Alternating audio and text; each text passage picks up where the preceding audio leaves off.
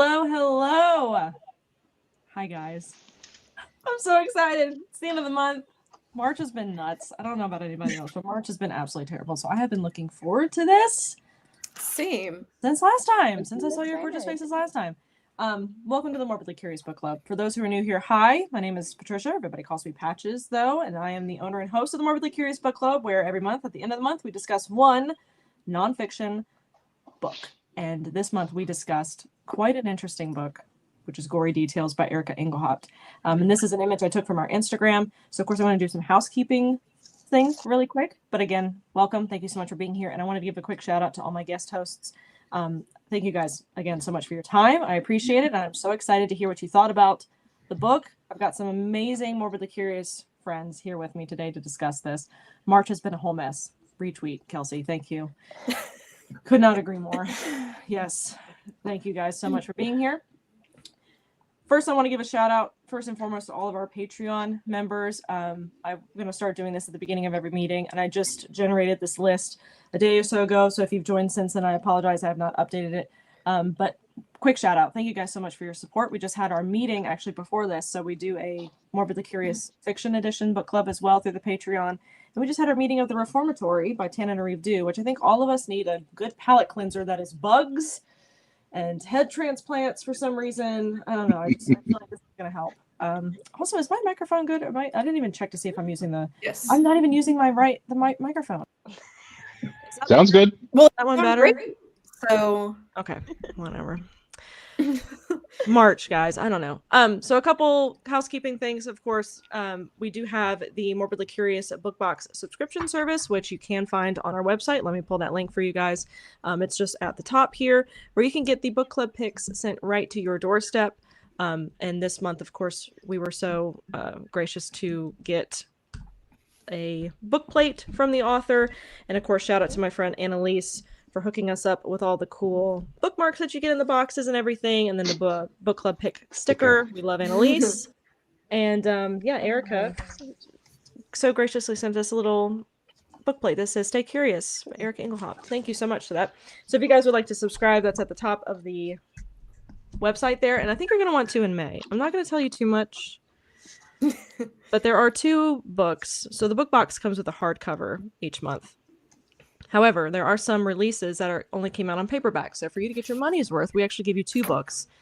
And so, of course, our May book is Stiff by Mary Roach. And we got a second book in there that is a previous author. It's actually not a previous book club pick, but it is a previous author that we've read. And we did get signed book plates for the second book as well. And that's all I want to say. It's very, very cool, though. I'm very freaking stoked. I'm so surprised that we were able to pull this off. Love it. We also have a companion podcast. So I did get to speak to Erika Engelhaupt recently. It's actually not that recently. We spoke at like the end of February. It was super cool. And I've actually already spoken to our April author. Look at me being ahead of things. I love it. So I got to speak to her. If you guys would like to listen to that, it is also on our website. It's available wherever you listen to podcasts. It was a great conversation. We talked about all things weird. One of my favorite things that we talked about in the podcast is what would have been added to it if she was still working on the book, which is an answer I was not expecting. So I'm just going to give you a little teaser by saying that. Hello! Hey, Britt. Hello. Yes, agreed. We love Annalise. We appreciate her so much. Thank you guys again so much for being here. The way that we have organized this is I've had each guest host take a section of the book, because there have been 6. There are 6. And we're going to deep dive into each section, because one of these books... this is one of those books where it's hard to like pinpoint exactly what to talk about, because there's just so much to talk about. I mean, there's so many different ways we can splice this. So that's how we're going to do this. We're going to break it apart. Each person got a section. I've got part 1, Morbidly Curious. Cam is going to do our That's Disgusting section. Tam, we have Cam and Tam. Okay, don't let it get confusing. Tam is going to break taboos for us. Mike is going to talk all about our creepy crawlies, which I know everyone is looking forward to. Steph has got our gross anatomy, and Amanda has our mysterious minds, which I absolutely loved that section. So that's how we're going to do this. I don't think there's anything else that I need to say, of course, except for, we can't put a spoiler warning on history or science. So we will be discussing this book at length. So if you would like to read it, I would urge you to do so. But we will be discussing it at length, and there might be some quote unquote spoilers. Feel free to ask us any questions in the comments. I would love to hear from you. We do have mods over on Instagram. I cannot see Instagram comments for some reason. We are using the website StreamYard. And StreamYard and Instagram really don't get along, but I still want to go live over there. So we are live. I've got some people hanging out and will let me know if there's any questions that I miss. So feel free to ask us any questions. But first, my first question for y'all is, what did you think of the book? And we will go in order. So we'll go Cam, Amanda, Steph, Tam, and Mike. Just give me a general rating, what you thought about it, overall thoughts, please. Take it away, Cam. I actually gave this one a 3 out of 5. It was really, really hard for me to get into. Because I felt like as soon as I was like, oh, that's interesting, the section was over. Like 2 to 3 pages per subject was just not enough for me. I really liked her writing. I thought it was interesting. She's very funny. But yeah, there just wasn't a ton. So I did end up kind of like doing some of my own research, a lot of stuff. I was like, oh, that's interesting. That's cool. And then I just kind of went down rabbit holes after that online. But I do think that like this will be one that I recommend to people that tell me that they're not sure if they like nonfiction or not. And I'm trying to like get them away from like self-help and stuff like that. I think this will definitely be, I just noticed that a lot of people only think of like self-help when they think of nonfiction, and I'm like, you haven't read any nonfiction yet, like let's try something. And I feel like this will be a really good like entry book for a lot of people, so this will definitely be on my list to recommend to folks. I had the same sentiment. I felt kind of the same way about it. I also would, call it a good gateway drug for not only nonfiction, but morbidly curious nonfiction. Yeah. Am I eating more crickets? You know, I wish. This is... I'm so curious to get to that section so that I can ask you questions about so that. Many chapters, 8 bugs for their chapter meetings this month. Yeah, we did not in LA. We did not do that. We didn't at mine. So thank you for that quick plug, because I did forget to mention, obviously we have this big morbidly curious meeting that we do at the end of every month, but there are chapters that have popped up all around the world. Cam runs our North Carolina Triangle chapter. I'm in a couple of the North Carolina chapters as well, in like the greater Charlotte area, so Charlotte, Belmont, and Mooresville. And then Tam also runs our LA chapter, which I'm always so grateful for, and I love seeing the pictures from everybody's meetings, and I love seeing where you guys meet. But yes, the one meeting that I went to in Belmont, this wonderful, wonderful person, Jay, who's been a member for a long time. Why is Christopher calling me? Oh boy. Uh-oh. Locked himself into something again. Okay, he's calling me now again and again, so hold on. It better be good. Yeah, Christopher. So yeah, we did not. I can go ahead. We did not eat bugs at the LA chapter meeting. We didn't eat bugs at mine either. Yeah. Steph, what about you? Did you eat bugs at your meeting? Oh, you did it online though, right? We were online, so we did not. But Sherry did promise us that there will be bugs at the next one. She did find us bugs. That was my problem, is I couldn't find any. I have eaten bugs in the past, so. Yeah. Oh, really? Oh, spoiler alert. Spoiler alert. I'll tell you all. Stick a pin in that and then you come back. Yeah. Sorry about that. Chris was like, do you need anything? And I was like, I'm live right now. And he was like, I'm so sorry. It's okay, Chris. We'll let it slide this one time. It better be good. Only it isn't good. good. I'm like, are you okay? Are you alive? Anyway. Continuing on with our ratings, Amanda. I would also give it a 3 out of 5. I liked it. I liked the style of like having a bunch of short stories, so you can like through the days experience different things. I hated the creepy crawlies part. Like I didn't read it, the whole thing, because like I'm gonna talk about the delusions of infestation later, but I would read about the mites and I could feel mites and like all of that. I don't need this in my life. But it's a pretty good book. I liked it. It's very interesting. Good. Steph? I'm going to go with, I felt very similarly to Cam. I'm going to give it a 3 out of 5 because it was super interesting and I loved most of the sections. I learned something new about like lots of things. Mm-hmm. However, I was just like, I read like every other book that I own except for this one. Normally, I am that person. I'm done by like the 15th of the month. I finished the book yesterday. So it's all fresh. It's all fresh in your mouth. Oh, very, very fresh. Tam? Yeah, so I really liked it. I agree with the sentiment that it's a good gateway into especially like morbidly curious topics. A lot of what we read books about in general in the club. I gave it a 5 just because like I blew through it. I loved it. I'm really easy with 5 ratings though. Like it's not hard to please me. So I really liked it. Oh, and also if anybody out there listening or watching is in the LA area, we would love to have you at a chapter meeting. Please come. We have them at Hollywood Forever. So please join. They're super cool. I love the locations. Again, I love seeing everybody's pictures. Yeah, Mike. Yay? I'm a graduate of Tam's LA chapter. Yes, we gave you to Florida. Unfortunately, yeah. I guess I am the Miami chapter because all the other and Amanda too. Everyone else in Florida is like in Orlando and parts north. So if you're in southern Florida, let me know and maybe we can start meeting and talking about these books. It would be amazing.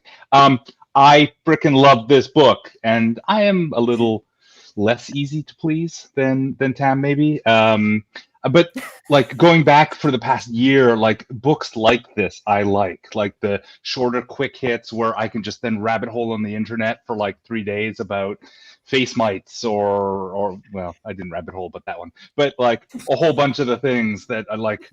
I went out and I bought the thing that they talked about in the book that the Stinkor from 1981. So I'm going to open this up and take a big whiff of it live, so you can all look at my face as I'm patchouli to death. Patchouli to death. Yes. Like I liked her writing style. She was funny. I read it twice, like cover to cover at this point. So yeah, I liked it.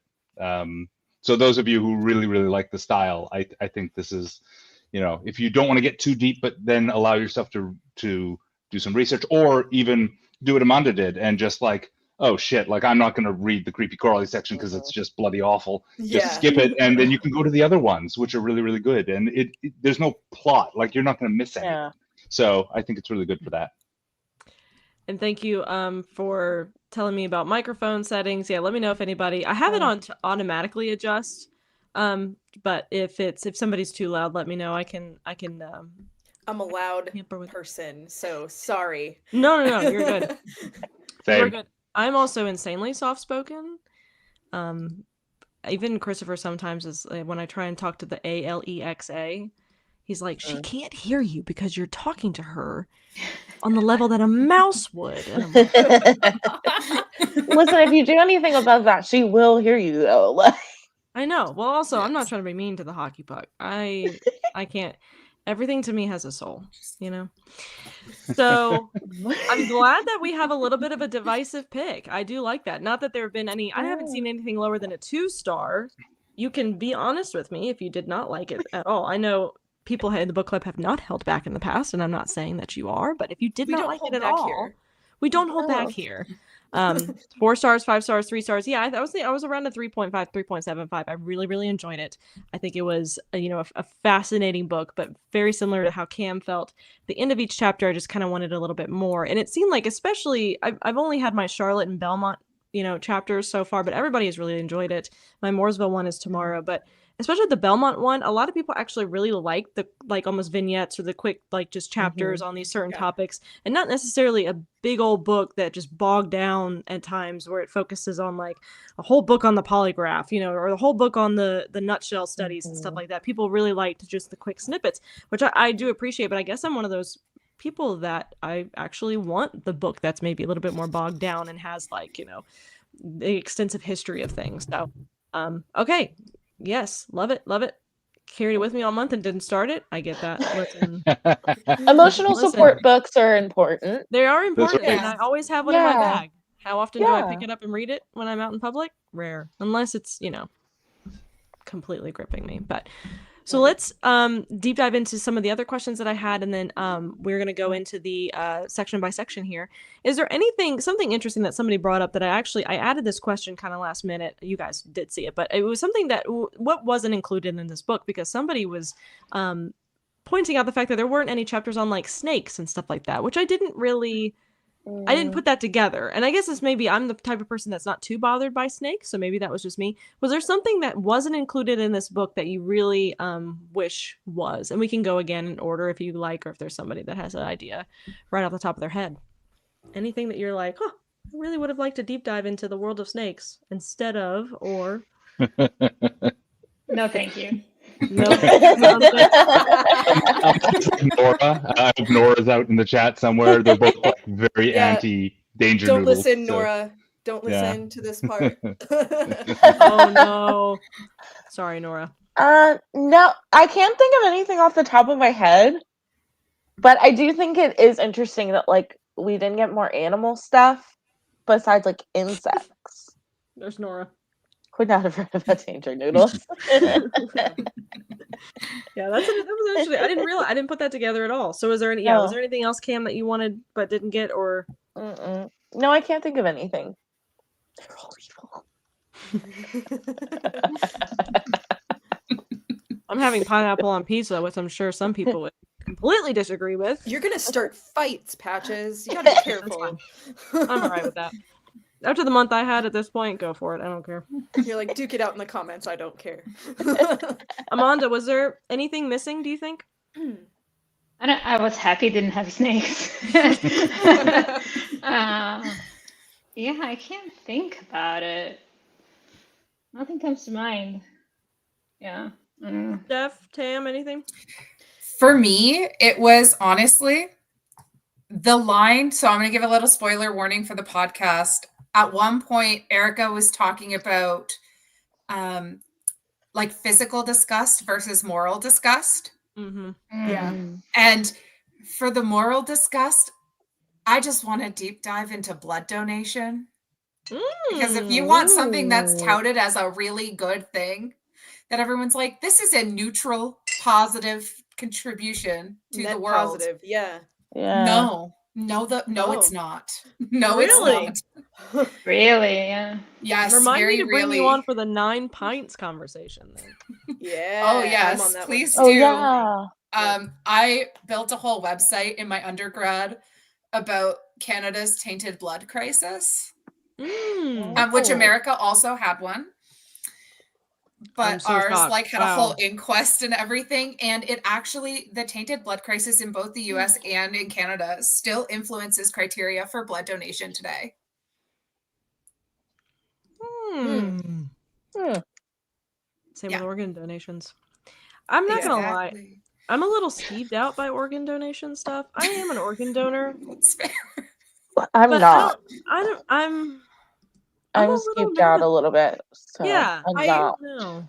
I actually, that was on my list. That's the one thing I would have liked a little bit of a deep dive on, organ donation, because I just moved to Florida, right? So it's one of the questions they ask you in the driver's license, do you want to be an organ donor?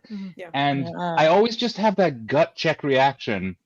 Yeah. What if they need my B negative kind of blood, because I'm the second rarest blood type, and they see my blood type, and they're like, well, yeah, I know. It's like less than 1% of the population, which is very unlike me. I'm a very B positive kind of guy. It's B negative. So yeah, it's just AB negative. Amanda's like, I remember hearing about this. When it happened. What if they are like, we need those eyeballs, and we need that heart and that liver and those kidneys that, I don't think this guy doesn't look like he drinks. He eats a lot. This guy doesn't look like he drinks. He's a vegetarian. Like, we're just gonna take all his innards. We're gonna DNR him. Like, I just have that gut check, and I wish there were some studies or something on that I could read about. Is that a thing, or is that just in Mike's head? Like, I don't know. Thank you, Brittany. Love you too.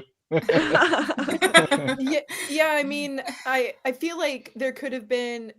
I mean, I didn't really think of anything that I wanted that wasn't included, but I think there could have been a little less bugs and a little more something else, like maybe Mike was saying with the Yeah. organ donation, maybe there could have been a section on that, because there was a lot of creepy crawly stuff, and like I'm not saying that's bad, but I'm just saying that like there was a lot of that, and maybe some of that space could have gone to something else. Yep. Yeah. That was also Yes. something that somebody mentioned. Sorry, I shut the door, not realizing one of my children was stuck in here. That was something somebody mentioned as well. It was like pretty heavy on the bugs, which is valid because that seems to be a lot of people's number one fears. Mhm. Oh yes, and Jehovah's Witnesses. Yes, they don't allow. Oh, I'm so Yeah. excited to have this conversation in November. Yeah, so our November book is called 9 Pints by Rose George about Yes. Blood donation blood, and what yeah. what all that looks like. Yes. Yes. Yeah, So- that's a good point, Jen. Oh, sorry. All right. Let's see. Okay. So let's see. One of my questions actually relates to my topic. So let's go ahead and get into our sections. So mine was right at the top, just called morbid curiosity as it goes. I feel like that's very fitting. And it's an interesting introduction because I do feel like it goes over a couple of different things that we've either discussed before for the book club. Cat hair. We've either discussed before for the book club or, there goes the thought again. That's happened twice now where I'm like, I'm going on a great run here and then suddenly it just vanishes. I guess what I was trying to say is it's like, it's an interesting mix of things for a morbid curiosity chapter, especially with the whole book kind of, having that morbid curiosity. But we'll go ahead and start. And my first question actually starts kind of with the introduction, maybe even the introduction at the beginning before part 1. But I'm just so curious. One of my least favorite questions when people talk about the book club, when they ask me about it, is, what was this thing that made you so morbidly curious? What sparked it? Like, what was? And I don't really have like a villain origin story. And I talked about this. I talked about this on the podcast as well because in the book, Erika talks about finding the teeth molds, and that was something like really interesting to her as a kid. Not the toys left over from like the waiting room, but it was everybody's teeth. Right. And that's kind of like where I don't really have something like that. I don't really know where I get it from. I guess it is, morbid curiosity too is one of those things that you think it's one thing, but it really means a whole mix of other things. It's not necessarily that like, oh, I love reading about death and true crime and I love reading about all these gory details of things. It's just I have this weird curiosity to learn more about stuff. So my first question for you guys though, and of course the chat as well, were you morbidly curious as a kid? Was there that one point in time that made you just as weird as me today? Yeah. So much so. Are we going in I order? think I was. It runs in the family. My cousin Chelsea is like, me too, girl. Runs in the family. Yeah. My grandmother told me we come from a long line of, I think she said Catholics and witches or something like that. And I'm like, yeah, that makes sense. So Cam, what was your villain origin story? Tell me how we got so morbidly curious. So I was raised in the Baptist church, so I think a lot of that was like, first it was all of the stuff that was already kind of taboo, and I really wanted to learn a lot more. But I think the first thing I ever like really deep dived was the Triangle Shirtwaist Factory fire, and that was kind of like my very first deep dive ever. And after that, I was like, I want to learn more about stuff like this, and I kind of went from there. So yeah, that was mine for sure. I actually don't know that much about that one. I have a book on it, but I really don't know. I don't know about that one that much. I mean, I've heard of it, but I don't really know about it. I know. We'll Amanda, talk later. It's fine. I was gonna say I don't think I was a curious child. I did work like as a reporter when I was younger, like just after college, and I did cover some crimes. Like I went into the scene of like a hostage thing. So I guess that got me slightly more curious than I was when I was a child, but I don't think I was when I was younger. Yeah, that's something that also does it, Chelsea. Steph, what about you? I've always been this way. I come from a healthcare family. So my mom works in healthcare. She's a pharmacist. So like we had all of those like topics that most people would never talk about at the dinner table. Those were our regular conversations. My mom used to like terrify me with images of other people's cancers to be like, don't do this. don't do tanning beds, don't smoke, like all the horrific cancers. She's just like, look at this. This will happen to you. I was like, okay. That is rough. Yeah, I also graduated from like my first career of I'm going to be a marine biologist to I'm going to be a mortician. That was the progression. So like that's just, I've just been this way my whole life. It's fine. Carol. Thanks, Mom. Right? For real. Yeah, I've got to say Titanic for me as well. Yeah. That's probably what it was. Yep. Tam? We get into my lore a little bit. Perfect. Okay. So I came out of the womb a goth girl. So I grew up with things like scary stories to tell in the dark. That was like my jam when I was a child. And then I also grew up watching X-Files and like spooky stuff with my mom all the time too. And then she wonders why I'm like this, but like that's another conversation. So like somebody mentioned it in the comments, but like I was also probably to an unhealthy degree obsessed with like Egyptian mythology, and I could not get enough about like the like their death customs in ancient Egypt. So I've always been this way too. That's fascinating. Oh. Mike, our B plus. Oh yeah, Brittany. So for me, I guess it's a dual thing. One, my dad he worked at the Royal Ontario Museum when I was a kid, and he was a chemical engineer, so he was doing carbon dating of fossils.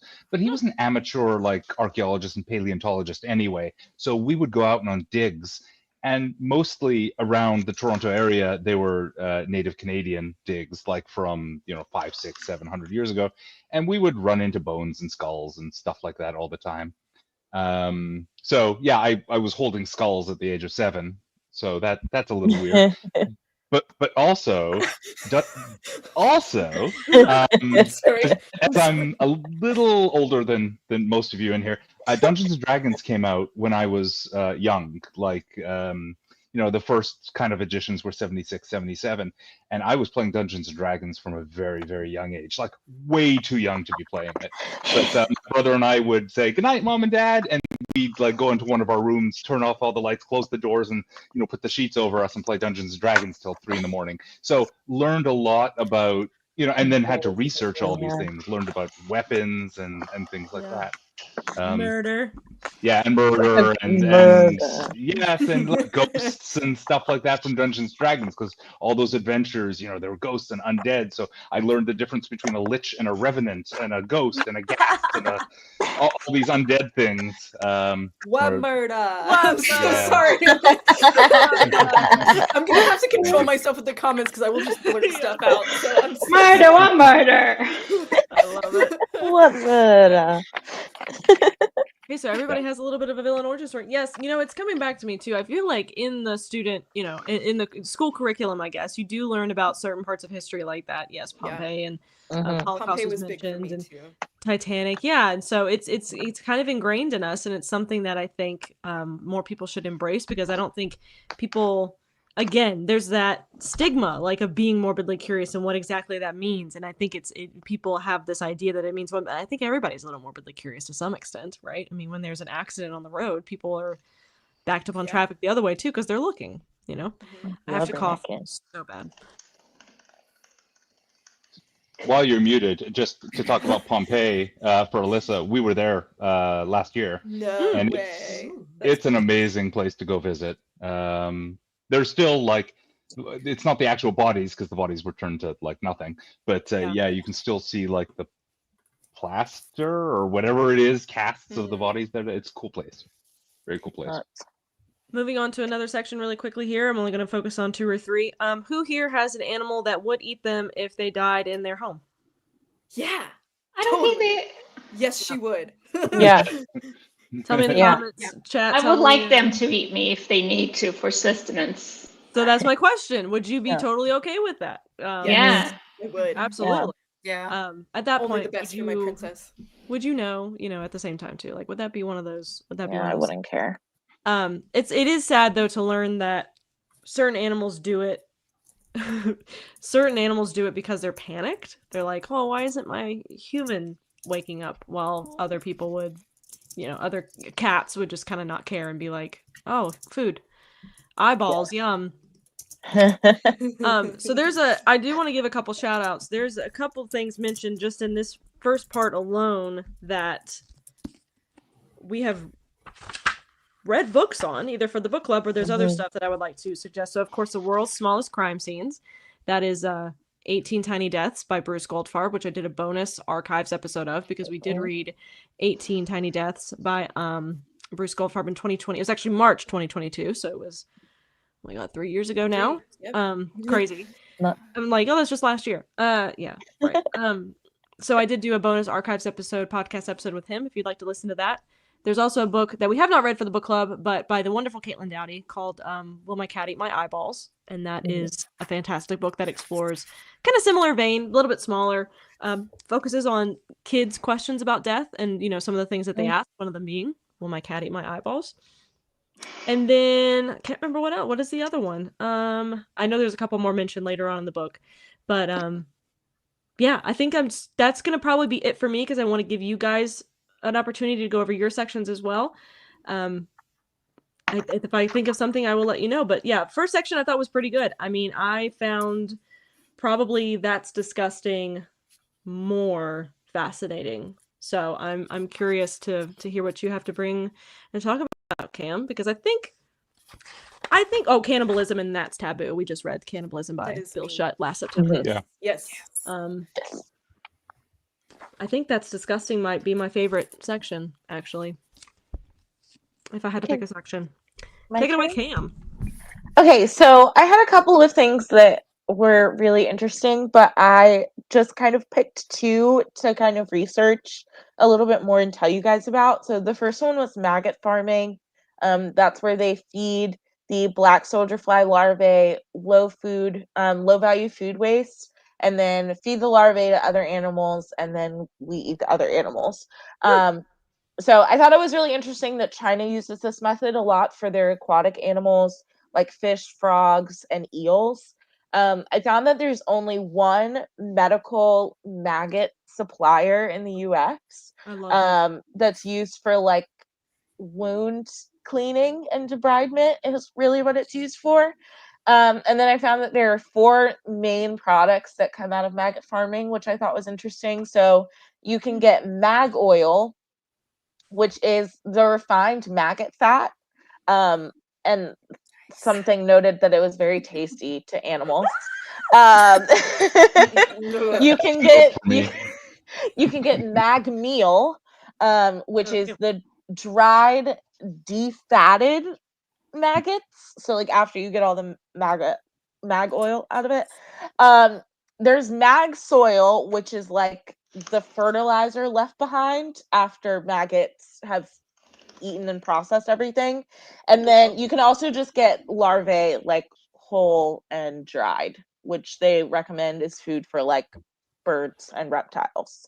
So I thought that was really interesting, especially like mag oil and mag meal, and just the idea that like there's processes in place and stuff to like extract the fat from the maggot. Like yeah. Does a maggot have a lot of fat on it? I guess I don't know the anatomy of a maggot, but I feel like it can't have a ton, but yeah. Yeah.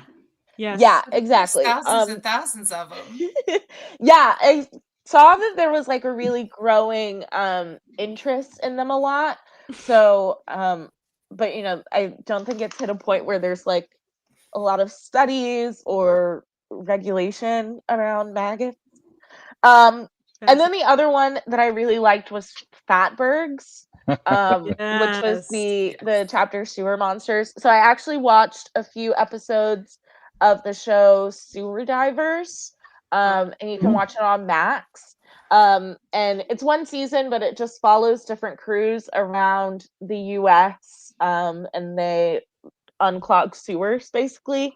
And so it was really interesting seeing all of the different kind of like gross. Oh yeah, that's the comment that I was. That's why I made that face. Right question. Sorry.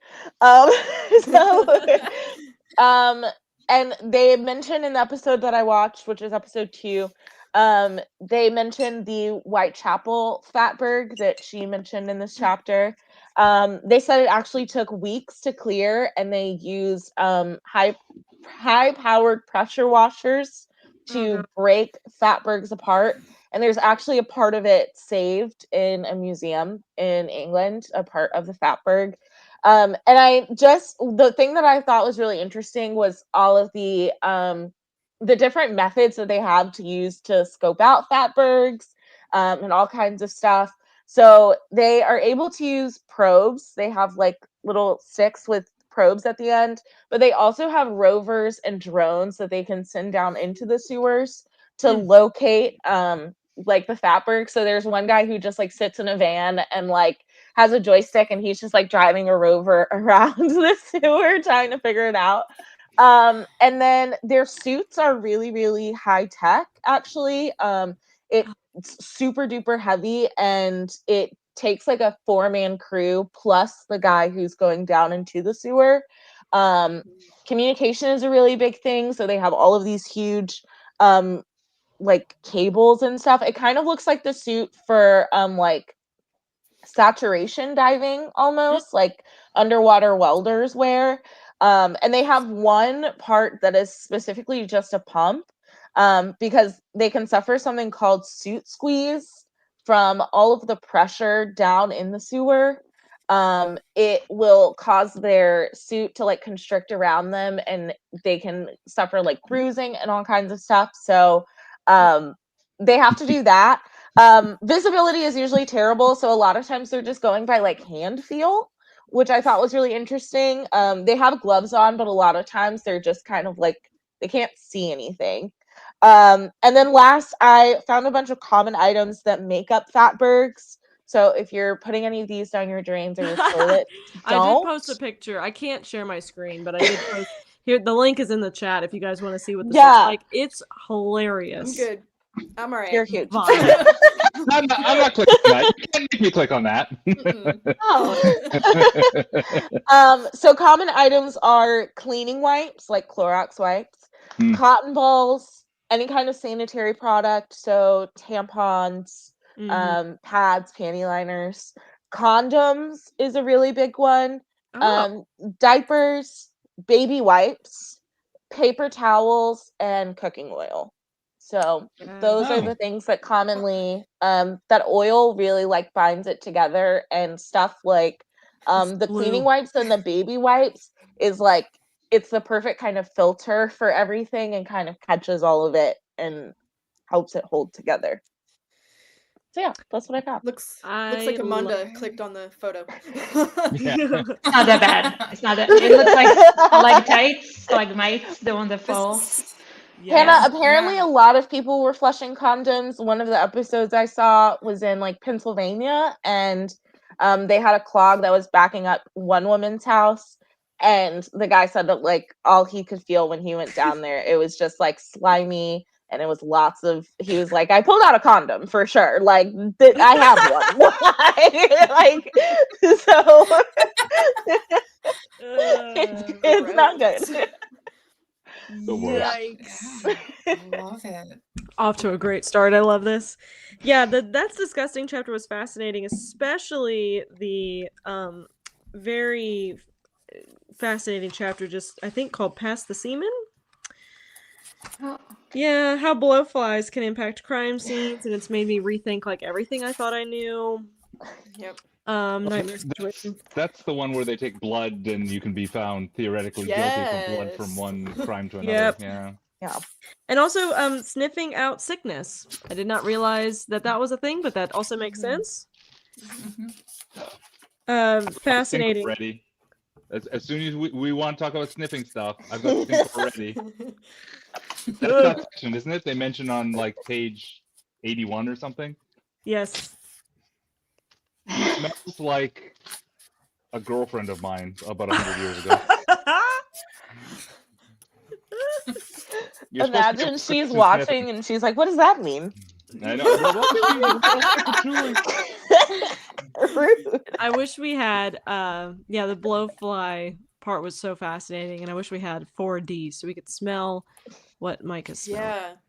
Yeah. Yeah, the buggy Very weird. buffet. Eating Yeah. insects. Why we should be eating insects, but probably aren't.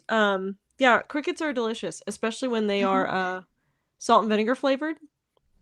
I guess I can That put. does sound good. I'm live on Instagram, so I can't. I don't click even over like it. salt and vinegar chips, so. Oh, then you would not like this. Yeah, The the ones I had were just salted, so they were salt and vinegar flavored, and Agreed, then Jay Jen. also brought us chocolate covered ones, and those you couldn't tell.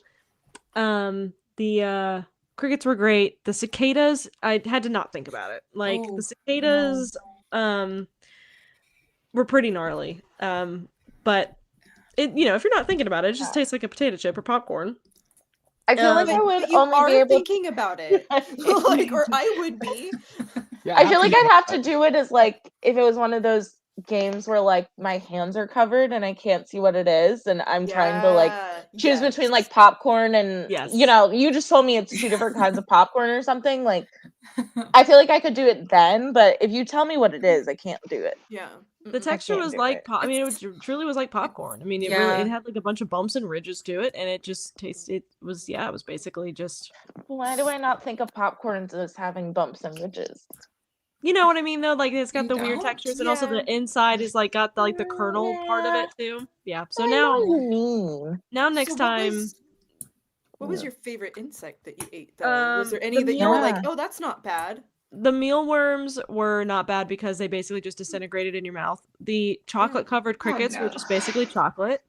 The crickets were delicious. The cicadas were my least favorite, but I guess I would have to say the chocolate. But I feel like that's cheating. So I'll just go ahead and say the crickets. But since we're on the topic, Steph, please tell us about your bug eating. Are you going to get to it later, or do you want to go ahead and talk about it? Oh, now? I can tell you now. So Tell about us. 10 oh Sorry. gosh, 10 years ago now or so, I went to Cambodia, and this was like one of those non-religious volunteer type trips. So we were staying in a village with locals, and that was what they had. So that was what they gave us. They just they make these really cool, almost like wooden garden boxes that became really popular during COVID. It's just like a wooden square with two poles and a net in between, and they just all the crickets fly into the net and fall down, and they just collect them and they just grill them, because in Cambodia, Thailand, all this, they grill everything. So they just, it's grilled in oil and salted, so it just tastes like popcorn. Thank you. And it's fine. And it's great. Tarantulas, on the other hand, I would never eat again, ever in my life. Oh, absolutely not. That's where I draw the line. Which one do you not want to eat again? Tarantula. Oh, hell no. Never Yeah, again. fuck that. No, Never again. no. Absolutely not. The legs were fine for the same reason that crickets are fine, because they just are kind of crunchy. I can and see whatever. the legs being The fine. Yeah. the little butts the are body- Their huge. bodies are thick, though. Yeah, and it's slimy inside. I don't know if that's just the one I got, but it was not good. It was not that. No. Never been happier to be vegetarian.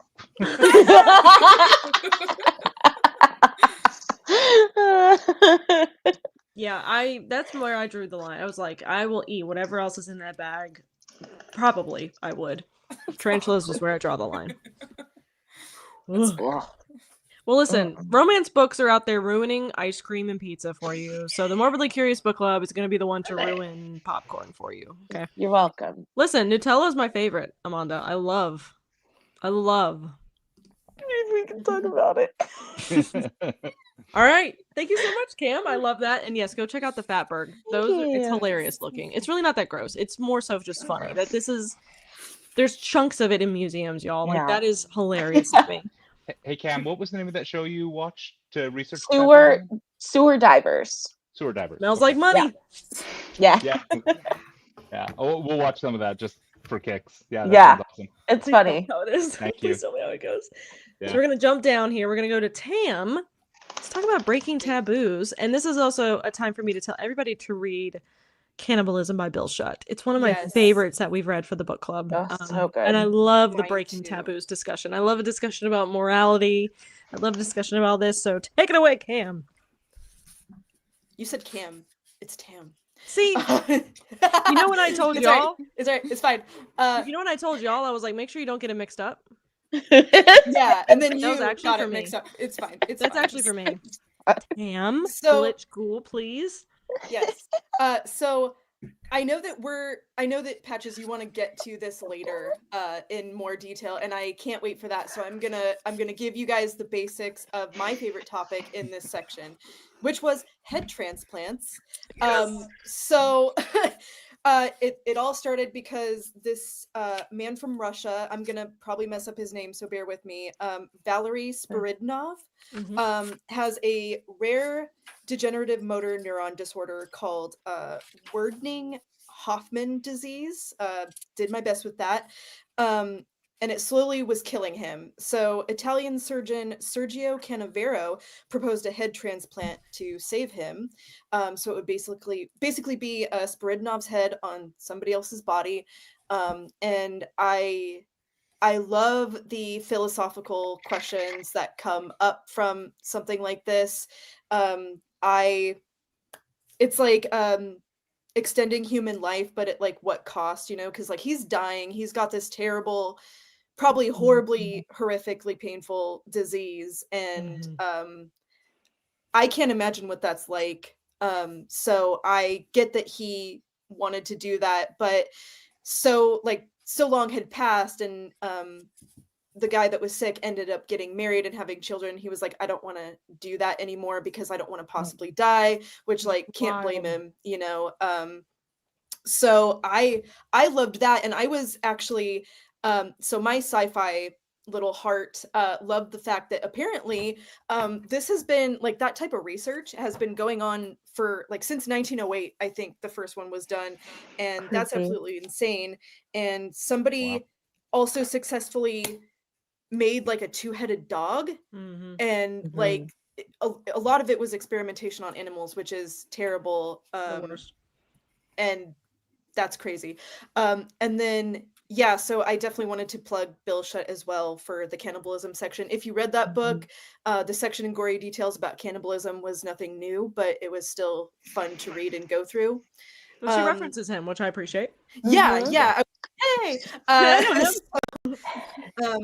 Loved that. And then as a surprise to probably nobody with a uterus, women's bodies have been taboo since the dawn of time. So I really appreciated that Erika went into some detail about that. I was also absolutely horrified to learn that aspects of female genital mutilation is still practiced in 30 countries today. That is terrifying. And it's all because men are uncomfortable with women's bodies. And the other thing that I thought was really interesting about like the menstruation section was they mentioned Sally Ride and the 100 tampons thing. And I think that is so funny. Yeah. And it was like, my brain was singing like, like the TikTok song, like the 100 tampons. We didn't know if that was enough. And so glad that is starting to become less taboo. And then, of course, at the end of that section, no taboo topic would be complete without the necrophilia conversation.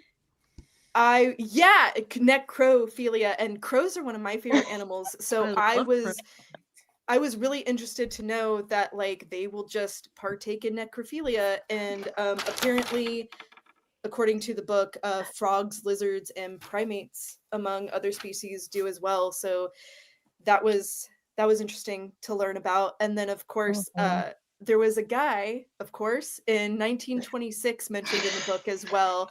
As they go, yes. As they do. Don't come for me in the comments. So Karl von Kossel left his wife and daughter in Germany and landed in Key West. And in Key West, he meets 22-year-old Elena. That's not her full name, but for simplicity's sake, I'm going to go with Elena. And Elena died in 1931 of tuberculosis, which was also a cool tie-in because I'm reading The Black Angels right now. So check that out too. Tuberculosis, yes. Yeah. Please read The Black Angels. I'm so sorry. Please read The Black Angels by Mary cackling. Roach. Continue. Yeah. So Lena dies in 1931 of tuberculosis, and Carl von Kossel pays for a tomb for her to be laid to rest, and so that he can go visit her, which is great, understandable. I don't know if the book mentions if they were married or if he was just like dating her or seeing her. I'm not sure what that relationship was there, because he was married, remember, before he left Germany. So he gets this tomb together for Elena, which is great, but that's not enough. So he grave robs the tomb, gets her body, puts it in his bed, and he keeps it for 7 years before it is taken away from him. And so the autopsy at that point revealed that it showed signs of necrophilia. So that was a fun little factoid. Hate it. From that chapter. Yeah, hate that. But yeah, I loved this section. Yeah, so thank you for letting me talk about that. I'm done. Please move on. You're good. Thank you. Don't look at me. So I love the head transplant stuff, and that's also going to be a topic in Stiff by Mary Roach. That's also mentioned because there's a bunch of cultures that everything is tuberculosis. My copy It's is so good. sitting right there, front facing. I need to start it. The idea of where the soul lies, type thing. Okay, yeah. and Because that- your brain is like where your Right. like consciousness is. Yeah. So that's who knows? Whatever. But I mentioned this in the Discord as well. The whole idea of the ship of Theseus, right? Which is Christopher's least favorite thing for me to bring up, and I love bringing it up because it's the most fun paradox. It broke my brain. It's the most fun when you paradox. told So me if you about don't it. know, the ship of Theseus is for brevity. Again, it's one of those things where if you send a ship out to venture off into the world, and as you're out on the open waters, the sail breaks, so you replace the sail. This screw came out, so you replace the screw or this nail or whatever, and piece by piece you're replacing every part of the ship until it reaches its next destination. And it looks like the same ship, but it's all new parts, it's all different parts. Is it still the same ship? And my whole idea with the head transplant stuff is like, could you imagine Who is it? a different body, like having the body with a different head, or a head with a different body? Like, what exactly about that is so freaky to us? But I think that people in the Discord made a good point too. Like, if it's consenting adults, to what end do we like? I love when Patches said and then here's the thing too. You got to think about it from the standpoint of the person with that disability or disease, because I'm not going to speak on behalf of the disability community because that is not my place. But if I were in that situation, like, I could see like them wanting to, like, do something like that to like prolong their life, or not be in pain or whatever. But there's like, that's a slippery slope into like eugenics that we don't need to get into. But so I can see that. But then it's like, this came up in the LA chapter meeting too. It's like, who is it at that point? Like, and that must be like a huge like mind fuck to like, think about like having, but also, I don't know, like, to that point, does it matter? Like, is it one of those where like, but also, this is also putting aside the idea that this would work, or this wouldn't work. Right. Like, that's all. Not even taking to account the fact that this is, like, now I get to talk about The Last of Us. No, I won't. I'm just kidding. But the idea that like, if this worked and like people could do this frequently, like, would we lose something within humanity if we're able to do that, or would we gain something within humanity? Like, is that going to actually benefit us if we're able to come together? Because like we were talking about organ donations, when we do organ donations, is that just as far off or far-fetched from the idea of a completely different head? Maybe. I mean, the argument could also be made, though, about like wearing glasses to read. It's like something starts to break down on the body, and there are things that you can do to fix it. But it's like, especially with the hand transplant, it's like, just because we can doesn't mean we should. But like, could it then be something as commonplace as glasses? I don't know. Yeah, that's what like.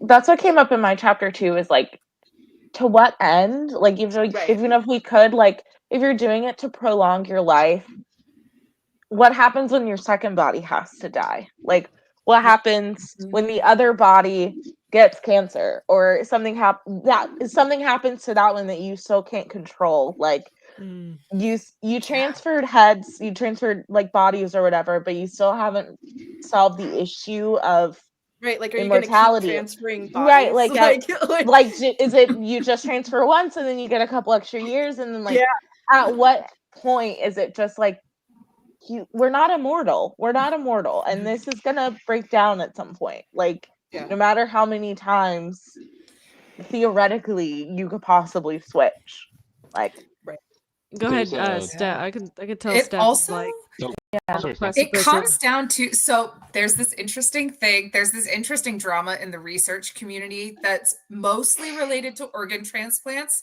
but I definitely thought about this in this chapter because I was very concerned about this sentence. He being Caravaggio, whatever his name is, the doctor, has moved his efforts to China, which allows him to conduct research despite mounting global concerns about the ethics of the entire proposition.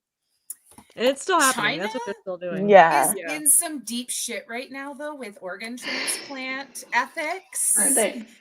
Are they? And so, oh yes, they Adds to my list is to like, research please. later. this is so when you said when it's two consenting adults, my brain went, but are they both consenting? Because in China, one party's not necessarily consenting. They're actually using the organs of death row inmates.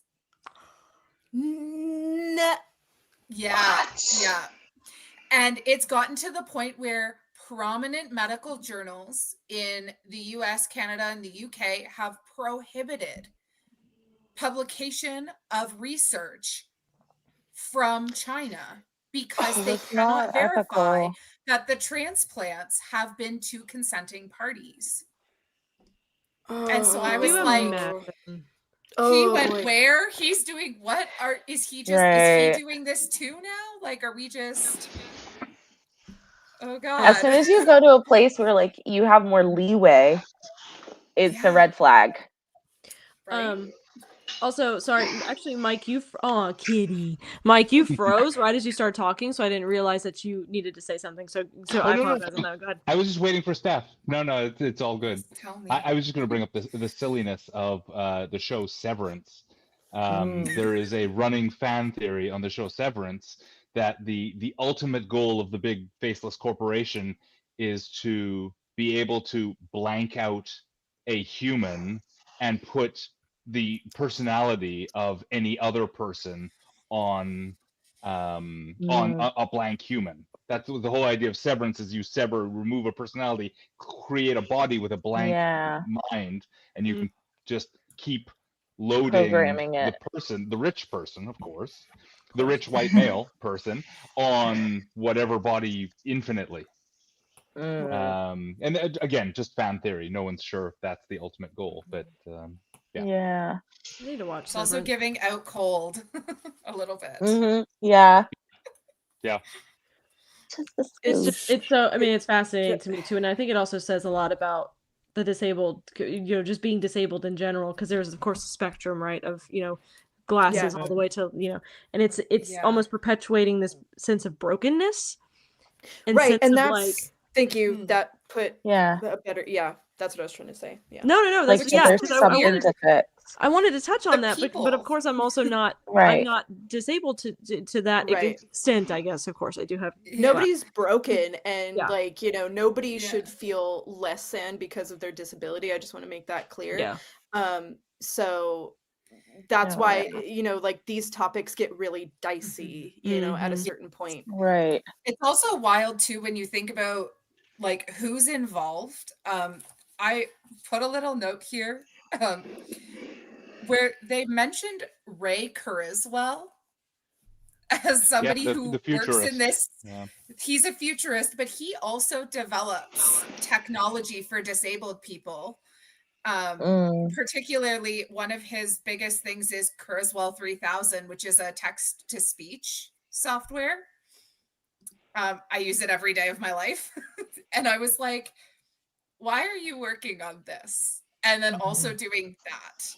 because that's really to me, that defines that slippery slope of, do you develop these softwares for the betterment of all of humanity, or do you really think that you're trying to fix a disabled person who needs your software?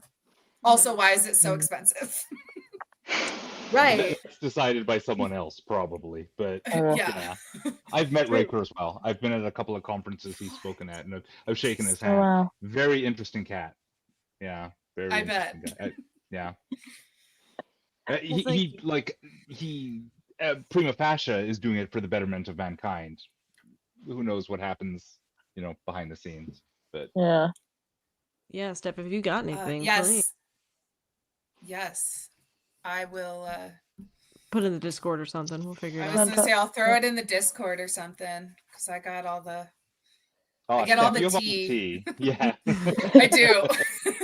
This is what happens when you work in the research world. You just get this stuff, like, it comes up on my Google Discover, because it's just like, these are the journals I read and whatever. And they're like, I want to this get is like happening. that though. Love it. Yeah, rather than the crap I get in my Google Discover. Yes, it would be nice to get that. I know. Bless you, bless you. Isn't Love it. Thank you so much, Tam. I love this discussion. Let's move on to, I think, something none of us are looking forward to, but we love you, Mike. So we're excited to hear what you have to say about it. I don't know. I mean, I'm creeped out by it, but I don't know if it's my thing, I guess. Like the creepy crawlies, sure, especially if they have more than 6 legs, apparently, specifically 8 if we're counting. Not a big fan, but I don't know. Take it away. Let's hear it. I'm looking forward to it. I'm not going to rehash. I'm going to play like everyone else has. I'm not going to rehash the chapters.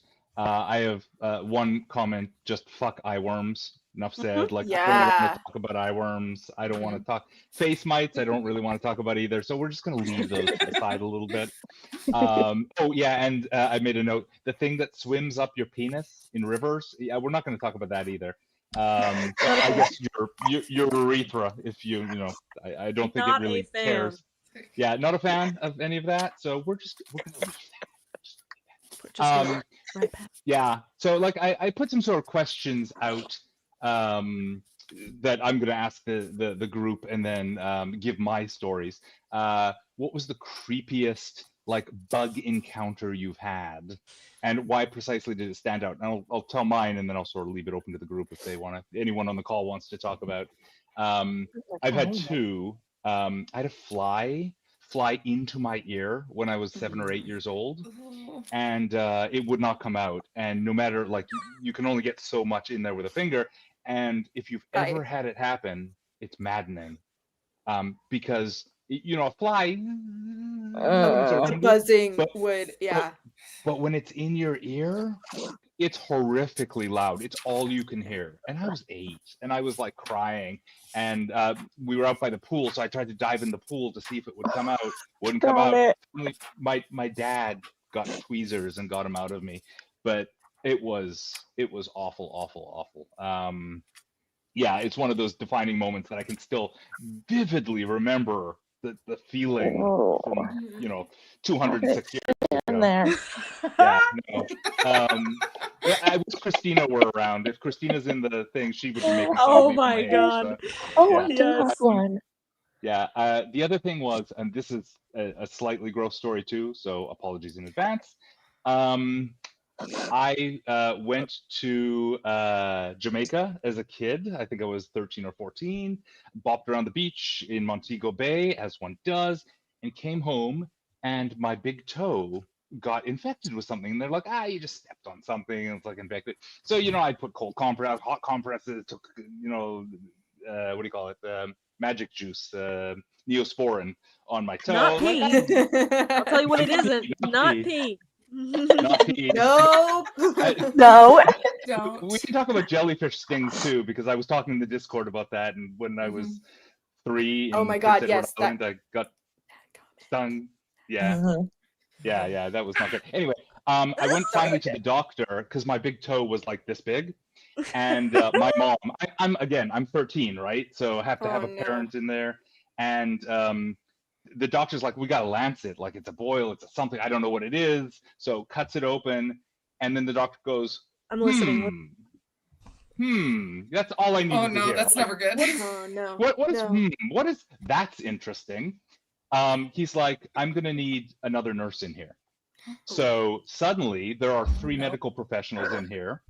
And then he's like, is the resident around? Go get the resident. He needs to see this. Oh no, that's never good. No. Yes, Hannah, I'm good. So then all of a sudden he's like, we're going to need to numb this a little bit more. So they start sticking me up with numbing whatever, lidocaine and yeah. And then I just feel this tugging. That's all I can feel. Like, my foot is moving because my foot is numb at this point, and it's tugging. And finally, my leg just jerks. My entire body moves. Yes. And apparently, I find out about 3 minutes later, something had laid its eggs in my toe. Oh no. This was my body fighting the egg infestation in my toe. And they got it out. So thank God for that. So does anyone have any other good stories? Not like that. I have one. Not like that. Well, now I'm traumatized. So. Oh, I'm sorry. I have one, but it's not as creepy as Mike's for sure. Okay, I'm ready. But okay, so I wear glasses, so I had to go for my annual eye exam, and I had natural hair at the time, so I was trying out a bunch of different styles, and my hair was everywhere, and I kept feeling it brush my ear, and so I kept like tucking it behind my ear like normal. And then I had my glasses off, and I was putting my face in that machine where they like puff it, and my hair kept tickling my ear, so I moved it again, but I went like this time to just get the like strand away, and all I heard was the like tech go, oh no, and she stood up really fast, and another tech was in the room, and she goes, oh dang it, and I had pulled a spider out of my hair. That's what was like tickling me the whole time. It was trying to climb, and I was just moving it back, like strapping it the whole time in my curls. It was strapped, and I went like this, and I just like flung a spider across the room. Luckily, I didn't see it, but now anytime my hair, like, it's never happened again, but I'm always like, is that a spider or I would have my shaved my head. It wasn't good. I wore it in a ponytail for a good couple of months after that. Wait. I could imagine. Jen, that's like awful. That's my worst nightmare. Yeah. I remember that show. Yeah. Awful. Okay, I'm gonna change the topic a little bit. Like, remember, my entire section is gross, so you're gonna be grossed out by this entire section. So, like, one of the things I thought about is, and it was interesting as a thought experiment. If you had to pick one insect, not necessarily one in the book, but just one insect you love that you could have as a pet, what would it be? Mhm. And the converse to that is, if you could just wave your magic wand, which is not related to magic juice, and you could destroy one creepy crawly that and pretend that it wouldn't have any impact on like the food environment, hierarchy, the ecosystem, the environment and all that. But this is just magical thinking, right? Which one would you destroy and why? Well, because House centipedes. I too Mosquitoes. was grossed out by mosquitoes would be my answer for sure. I too was grossed out by the face mites, but somebody in the Charlotte chapter was like, you know, I appreciate the idea that my body is like this ecosystem. That's what someone in my chapter said too. Yeah, that's it. Which I appreciate. I appreciate it. I don't need to love- know about it. I would love a praying Yeah. mantis as well. If I could eradicate mosquitoes, I would definitely eradicate mosquitoes. Yeah, For I sure. would like a little praying mantis. Yeah. That's on my list. Mosquitoes are mine that I just like get the hell rid. I'm very They gotta sensitive to go. them, Yeah. and they just get like my bug bites get massive. So Oh, worm composting, hell yeah. we collect butterflies. I don't know how well this is going to show up on screen. Here, I'll hide the So comments. this- It's a little bit bigger. That's my wall. It's butterflies and some assorted there's bats and other things in there. But I love butterflies. If I could have butterflies I just love floating that. around the house, I would love butterflies just around. I like praying mantises too. Whoever said that in chat. So yeah, it's Hannah. Yeah, I had a praying mantis. That's awesome. Yeah. Anyone want to destroy a bug? Magical thinking? Anyone? The guest hosts on the call? Anyone else? I would love an House ant farm. centipedes. I don't So like gross. those. Too It's many a lot legs. of legs. Yeah. I Too don't many like them. legs. Mm-mm. Ugh. I'm Yeah. okay with those for some reason. I would like 8 an ant legs, farm. Only 8. Ants I don't 8. like that much. Yeah. One of the things I thought about as I was doing creepy crawlies and bugs, am I this way because of oh, I forgot to mention this thing. When I lived in Atlanta, roaches get big, and we had a couple of chapters about roaches, and you have to hire a terminator for bugs when you live in Georgia, because otherwise they just get everywhere. Terminator. Yeah. It's not good. I learned that there was a thing called palmetto bugs, and they sounded a lot like roaches to me. And I asked my guy, my exterminator, what's a palmetto bug versus a roach? And he laughed. He's like, you've been fed the propaganda.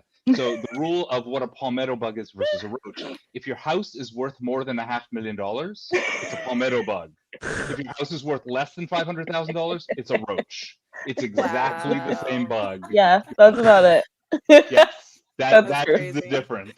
Yeah. My friend had she said a palmetto. My friend had a palmetto bug crawl under her ear when she was a kid.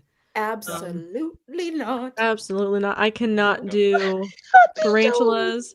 I don't care if they have little paws. I don't So, care if they have little yeah, toes. Get them away from me. I'm with you, Patches. One of my exes really wanted a pet tarantula, and I was like, absolutely No. not. Like he used to just bring it up because he knew even the thought would bring me psychological distress. Sure. So that's pretty messed up. But like, Nope.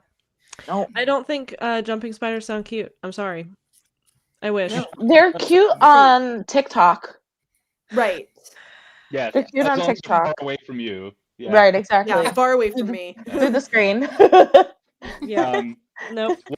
One thing I think has really affected us as a society, especially here in the U.S. and Canada, where we are, is in Yes, the Caitlin. 50s and 60s, a lot of horror movies came out that were bugs. Like you Yeah. got this whole list of horror movies like Them and Bug and Tarantula and like there's one about ants too. I forget what Them is ants, but there was another one. If you have like extended cable and you watch MeTV, there's a show called Svengoolie who does what Elvira used to do. Elvira would show a bad movie and just break in during the movie and make you laugh. Svengoolie does the same thing. And you can see all these really crappy old 50s and 60s movies on MeTV for Svengoolie night sometimes. They also play the cool Vincent Price, Edgar Allan Poe movies too. So that's my plug for them. I love those movies. But yeah, I think that affected me a lot as a kid when I would see those movies, and now I'm like, oh my God, ants are the worst, and roaches and it's just so bad. Cockroaches don't bother me as much. I just hate how No? fast they are. Yeah. They move. Woo. They move really fast. They do. I don't like it. Also, the Unfortunately- description Go ahead. of them going into the wall, I literally was like, do cockroaches have brains? Can they be concussed? They know, they have just go- to. They just like Nope. bump Yeah. into the wall head first. Yep. I could never. No. Mike, you were gonna say something, and Tamara, you're gonna say something. No, go ahead, Tam. No, I was gonna say, go ahead, Mike. Oh, No, okay. I was gonna say, unfortunately, in the neighborhood that I live in, every summer we get these like little like roach things. They're all over the place. Like I had to make sure that it was like more people in my neighborhood and not just my house, because like I never want an infestation with anything. But like everybody in the neighborhood gets them, so like I am kind of used to roaches at this point, unfortunately. Awful. I think they're I'm red not and a fan. black ones with wings. No, they're They're like flying. brown. I don't know. They're They the might be little- black. I don't know. To be honest, the I vacuum little them one. up and I don't think about it anymore. So they could be. Not my problem. Not my business. Not my problem. It's funny. That's fair. The last thing I want to talk about is I'm sorry, Kelsey. Svengoolie's so good. If you can pirate it somewhere, I strongly recommend it. Bring back The- pirating. oh yeah, I didn't say those words on a live user. Nope. The I Schmidt did. pain index. That dude who stings himself over and Uh-uh. over and over again. Yeah. But it's not just this. I was talking about this to Amanda earlier today. I'm like, this dude at the start of every bug. So if you haven't read the book, I'll give you 12 seconds on it. He decides on a scale of pain 1 to 10. He takes a bug and he lets it sting him or bite him on various parts of the body, and then gives an overall rating of how painful it was compared to all the other bugs. But the way this dude establishes the scale, he gets himself stung by a bee in the forearm, and because that's the 5. So at the beginning and end of every new bug, stings himself twice, and then gets himself bitten by bullet ants and scorpions and crazy shit like that. Like, this man is a miracle. He's still alive. Yeah. Oh, that's amazing, Hannah. That guy is nuts and so good for sort of scientific discovery. Like, whenever I go to the doctor, you see that pain scale. Like, how do you feel from like really, really frowny and crying up to smiley face? Yeah. I like to think this guy is the guy who established that stupid smiley face shirt. But it was also very validating to know that the nose is painful, because I tell people all the time, my nose Uh-huh. piercing, like getting my nose Yeah. pierced hurts so bad. But it's also all subjective, really- right? I mean, there's people that like Yeah. could probably get that done in their sleep, no problem. I Well, literally but have I'm 4 also nose sure that- piercings. Well, yeah, like there's a difference between like a needle going through your entire nostril Yeah. or septum. I have my septum done if you can't see it. There's a difference between that and getting like stung or Yeah. bitten by something. Well, that's what I too. tell people too, because I hate drawing Right. blood. I hate giving blood. I hate drawing blood. I hate doing, IV, get it away from me. And they're like, but the Yeah, tattoos. IVs, I can't do it. I They're like, can't but the do it. tattoos, you're fine with tattoo's needles. different. Shut up, There's it's a not the same. difference between different. surface scratching and then Yeah. like Right. shoving Right. a needle in. Yes. really Yes. different. No I- way. We've had this conversation. For those of you who aren't in the Morbidly Curious Discord, this is my plug to get in the You should be, Discord. just saying. You should Yeah. be. Great conversation. It's not all about the books. We talk about all sorts of shit. One of the things we talk about a lot, we have a tattoos sub, and we're all, like many of us on this group tonight, are heavily tattooed. Unfortunately, Steph, it was her birthday, and she didn't get a chance to get her tattoo birthday, but soon. Soon. And Tam was telling us like her chest piece just hurt like the dickens. It nearly killed her. I've not had my chest done. I Yeah, it's wanted to beautiful. cease to exist. Yeah. Yeah, I bet. Yeah.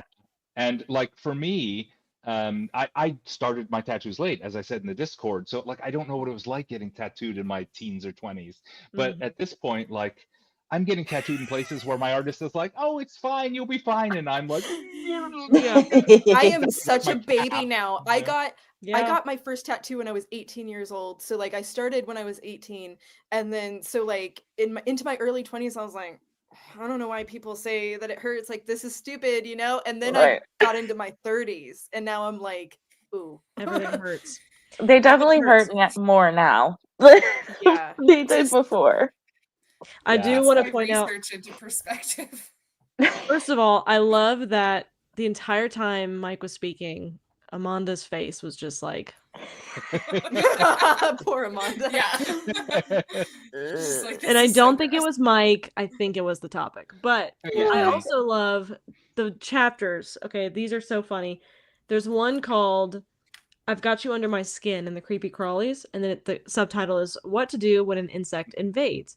The next chapter is called That's Not an Eyelash, and you thought a roach in your ear sounded bad. The next one says Worms in the Brain, and you thought worms in your eye sounded bad. Yeah. Just laughing so hard. I thought this was so funny. So funny. Yeah. was cute. I read It that was so today as I cool. was like Yeah. prepping for things. I'm like, oh, that was so It was cute. like, I missed that the first time. Yeah, I try to disassociate. That was me with my back. Wow. Like I got my whole back done, and that was, I mean, you can tell where I moved. Like I was just constantly fidgeting. I do have parts of my chest done. Wasn't as bad, but definitely near the collarbones. Got pretty spicy. My foot, my shin was really bad, which is actually a place that most people say isn't that bad. They're lying. They're lying. I feel like that would be Lying. really bad. Hated I've it. got I think Harley it's Quinn funny- and Sephiroth. Oh, done. we kind of Sorry. got off topic, but tattoos are kind of a taboo subject sometimes. Sure. Not much anymore, but they used to be. For sure. Oh, they still did Japan. actively are in the research community. There is very little positive research about tattoos. Most of Yeah, it is we all like Don't tell secretly me. have, like, people Don't tell who me. do I don't want to know. tattoos. You do. Huh? It's mostly just like people who get tattoos are impulsive. They have a shorter Yeah. life expectancy because they're higher risk taking. Like it's Sure. wild. I'm It's scared of very everything, wild. and I have tattoos. I'm okay with all of those judgments. That's fine. I'm an Aries. I don't care. Pretty fun here. Like I don't ride roller coasters because like I'm like, and I do. Amanda's like, roller coaster. Yeah. I take no risks.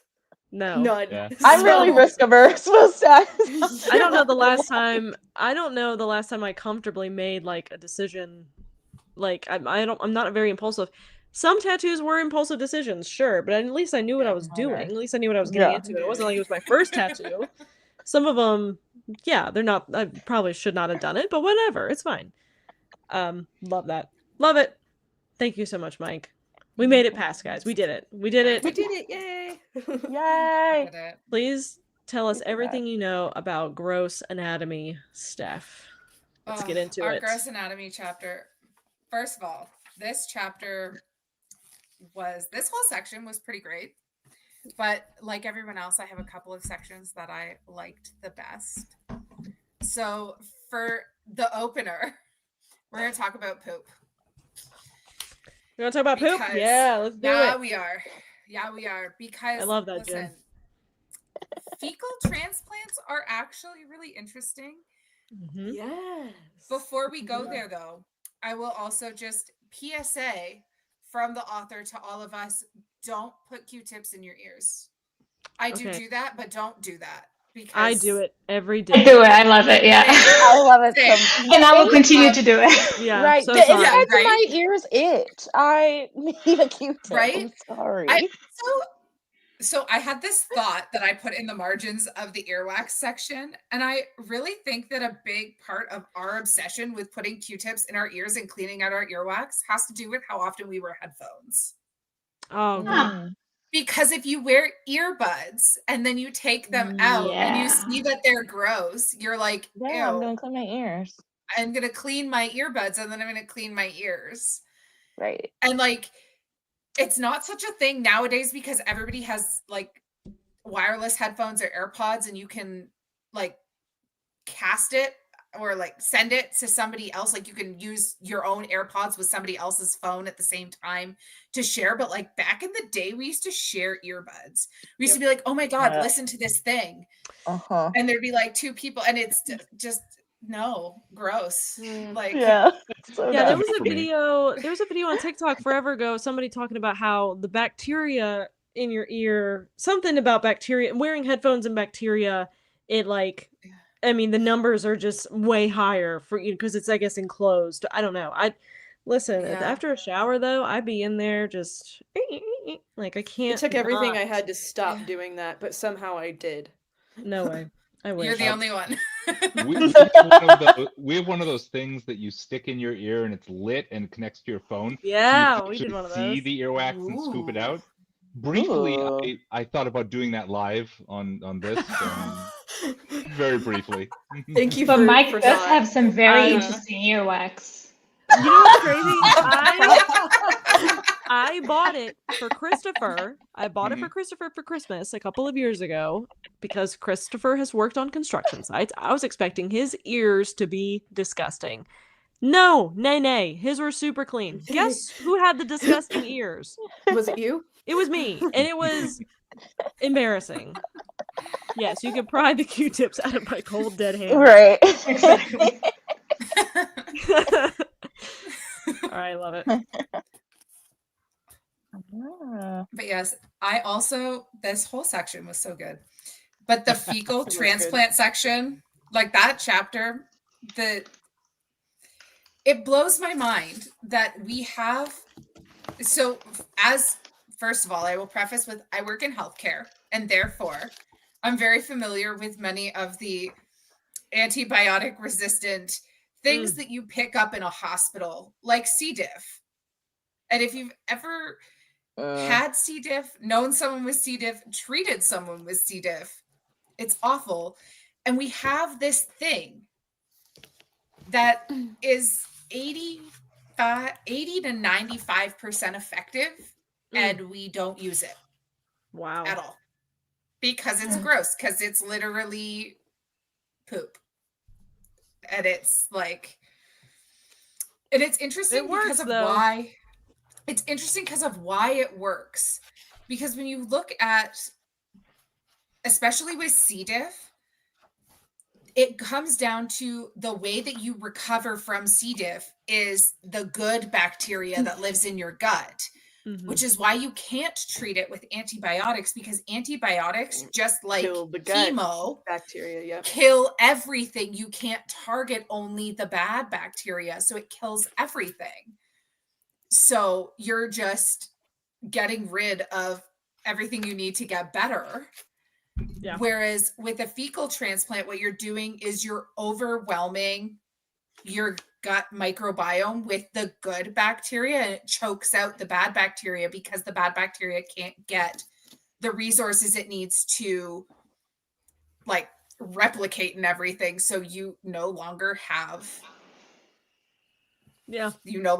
C. diff, and then it's great. Yet we don't use this. A fun fact I learned about it, though, from my mom is that the infrastructure for particularly the pills is very, very expensive because the pills are freeze-dried. They need to be stored at minus 80 Celsius. I do not know what that is in Fahrenheit. I'm sorry. Cold. Canadian. We don't. Cold. Very cold. Very cold. Very cold. The reason we found out about this is because she was telling me about her job and how they were going to use it for a clinical trial, which is what my mom does. She builds clinical trials. And they were like, oh, we'll just dispense it at this hospital. And my mom was like, and store it where? We don't have those. The hospital across the street does, because that's where they do the research. But we don't have a freezer cold enough. And it's so interesting to me because it's like, you see kind of one of the things she mentioned at some point, and then I went and Googled it, was that not a lot of places do it. There are only 2 hospitals in Canada right now that actually have active FMT transplant programs. And I don't know about the States, but it seems equally uncommon. Yeah, it's probably, I mean, it's probably not great. It's probably not. Probably not. And you can't ship it either, because how do you ship something at minus 80 Celsius? Exactly. Which I looked up as minus 112 Fahrenheit. Damn. Yeah, it's really cold. How do you, because I don't even know, would dry ice work? Success rates are through the roof. That's crazy. Yeah.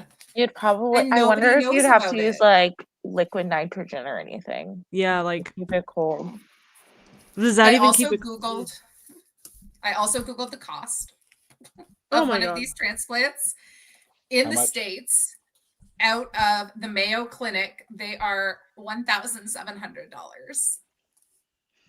That's not as expensive as I thought you Yeah, would say. That's I was expecting something way more I than was that. I was That's We're used just- to much worse.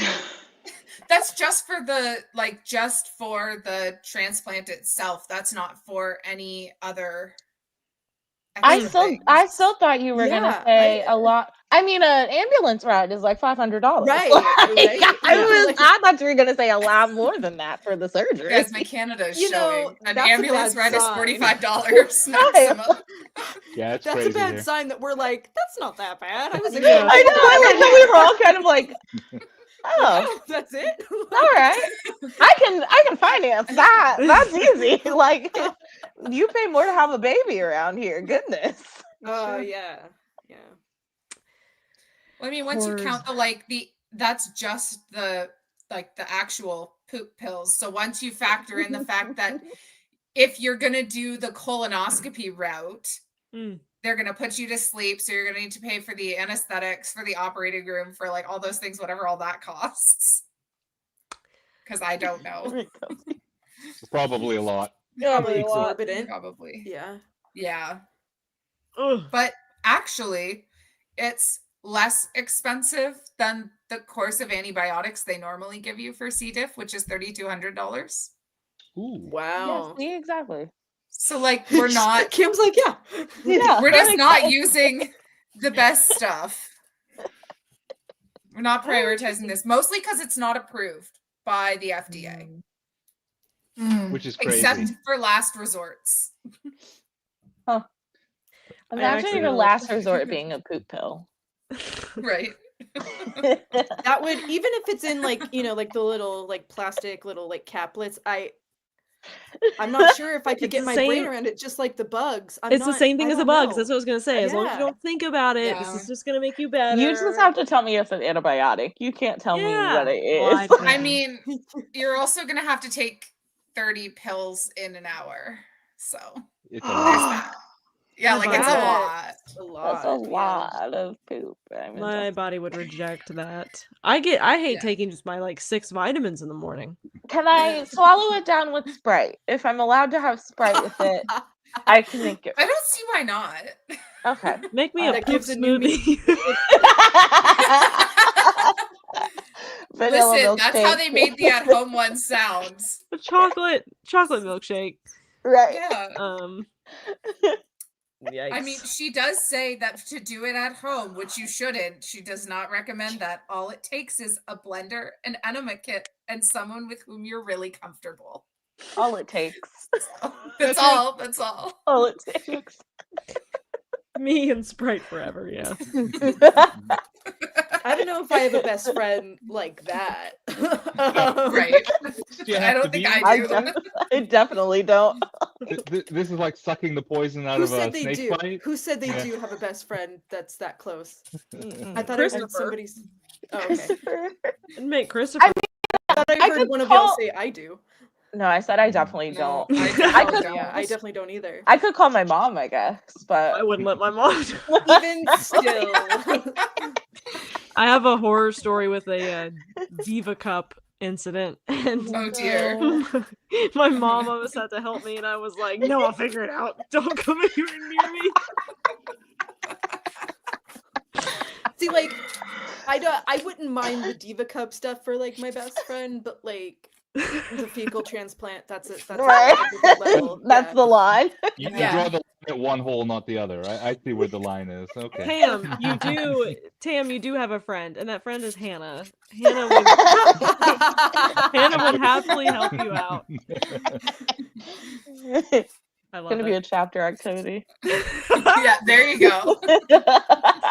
So, how was the Los Angeles chapter meeting? Great. Well, You guys like? What did you guys do? like haven't blinked? Oh my god. Patches. I had a coworker that had a Diva Cup incident, and was telling like this at work. Everybody. Everyone, like, it got stuck and I couldn't get it. And it Dude, was, it's like, dramatic. Amanda, this is Ariel who told this story. at Is work. it? Yeah. Ah. The group was all women plus me, and she's like, it's fine. I'm like usually like sterile. Yeah. But it's I'm there one was of the a. girls. I think Yeah. it was a comedian. I can't remember who it was who was talking about the first Diva Cup and how traumatizing that is. But afterwards, you're like, "No, that's great. I'm gonna do it again." That actually did what I needed it to do. Okay, but yeah, I could tell you all about that later. But as you can imagine, you probably already know. Anyway, Steph, continue. Sorry. That's okay. You know what? I feel like it all kind of fits together. It does. It does. It does. I also thought it Via was very thread. interesting that she prefaced talking about fecal transplants with there's no reason to think about your internal plumbing as long as it doesn't clog. And I'm like, quite frankly, too many people ask me about that, to be honest.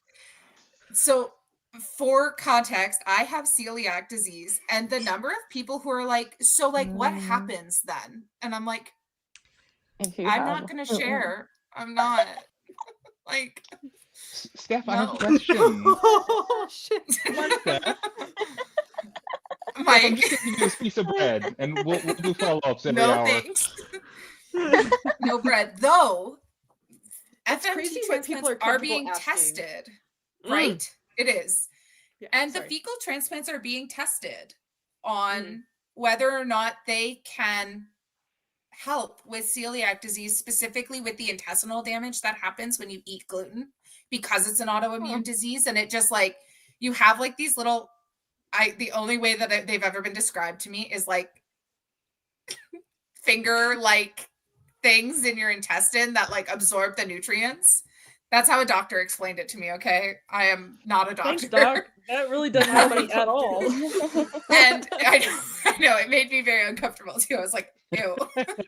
But when you eat gluten, they like flatten, and it's like a thing that it is not good. Yes, thank you, Nora. You're villi. They think that with a fecal transplant they can fix this. And I was fascinated, but there's not enough research being done because no one wants to pay for it because it's gross, which is annoying. Yes. Yes. My other favorite part of this chapter fully was the whole section on bloodletting as a cure. Yep. Yes. I loved it. This is your loved it. section, Steph. Please elaborate. Yes. I just, first of all, the fact that there was this doctor who was like, a bunch of people died, and I'm like, well, yes, if you take 80% of their blood out of their body, that tends to be what happens. Who knew? That definitely tends to be what happens. I also love that it's still around, and I just wrote in my margins, like, hope is a wild treatment. Like, just hopes and dreams. Yeah. What a wild thing. Thoughts and prayers. Yeah. And it's just, there's so much of it that's so wild to me, like thinking that it would have benefits for someone with diabetes who has reduced extremity wound healing. Why are we doing that? Don't do that. No.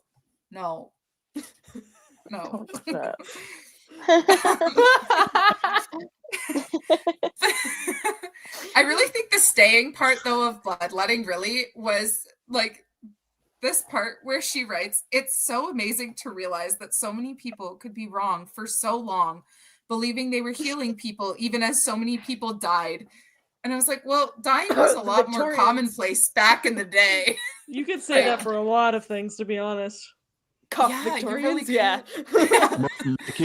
Mercury and anything. Right? Well, Radium. But more people just dropped dead really young back then, and we didn't really know why. So it's kind of like, I can see how they thought that for so long. Modern day, less so. We have science now. Right.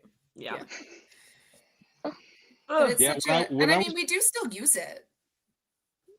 What's that, leeches? Yeah. Yeah, We still use leeches. Yeah, for like reattachment of extremities and stuff like that. But, yeah.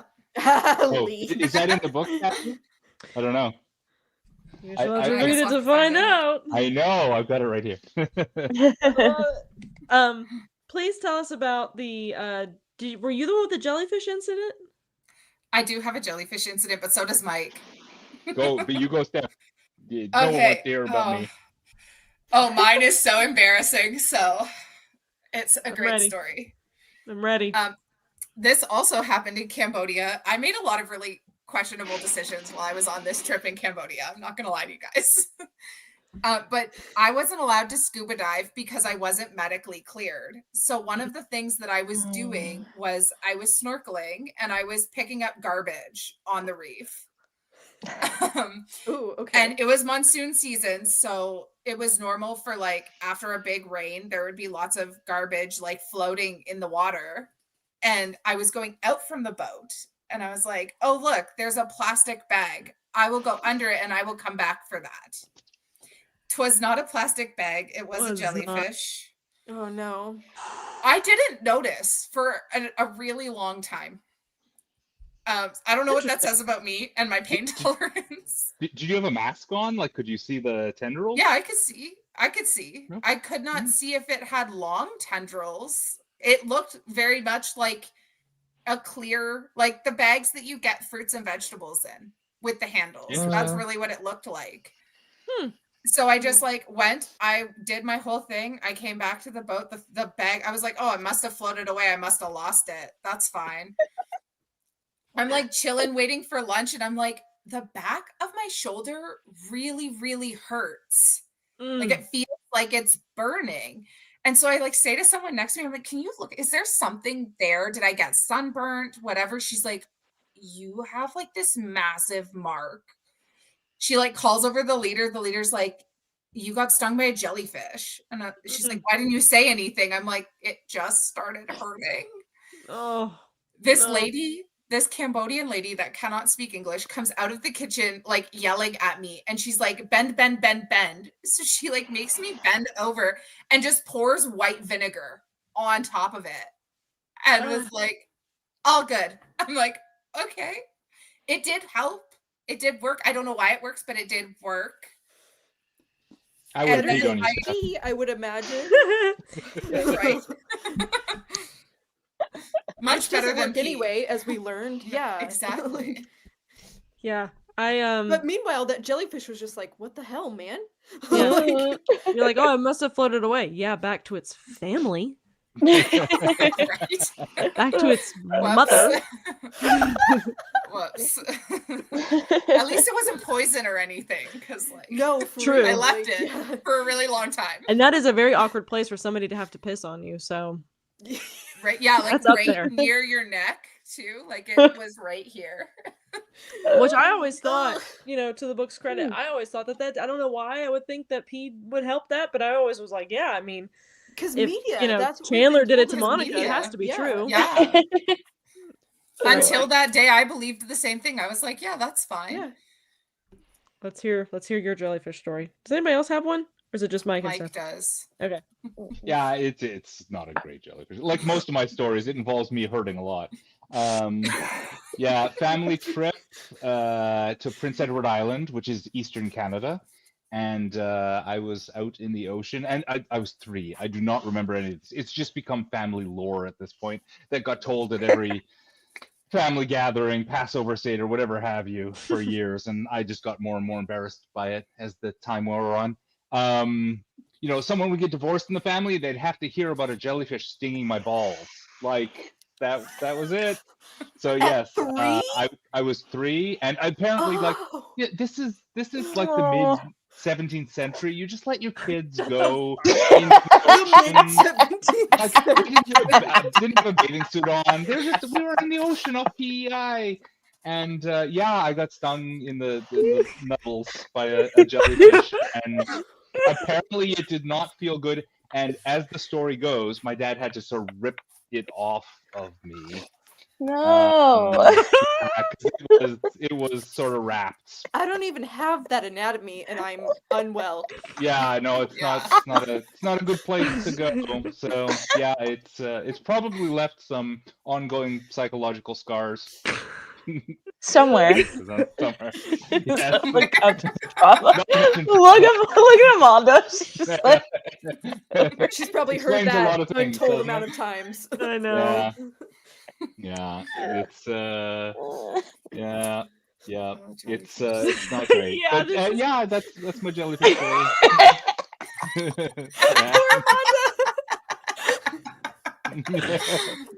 Oh my god.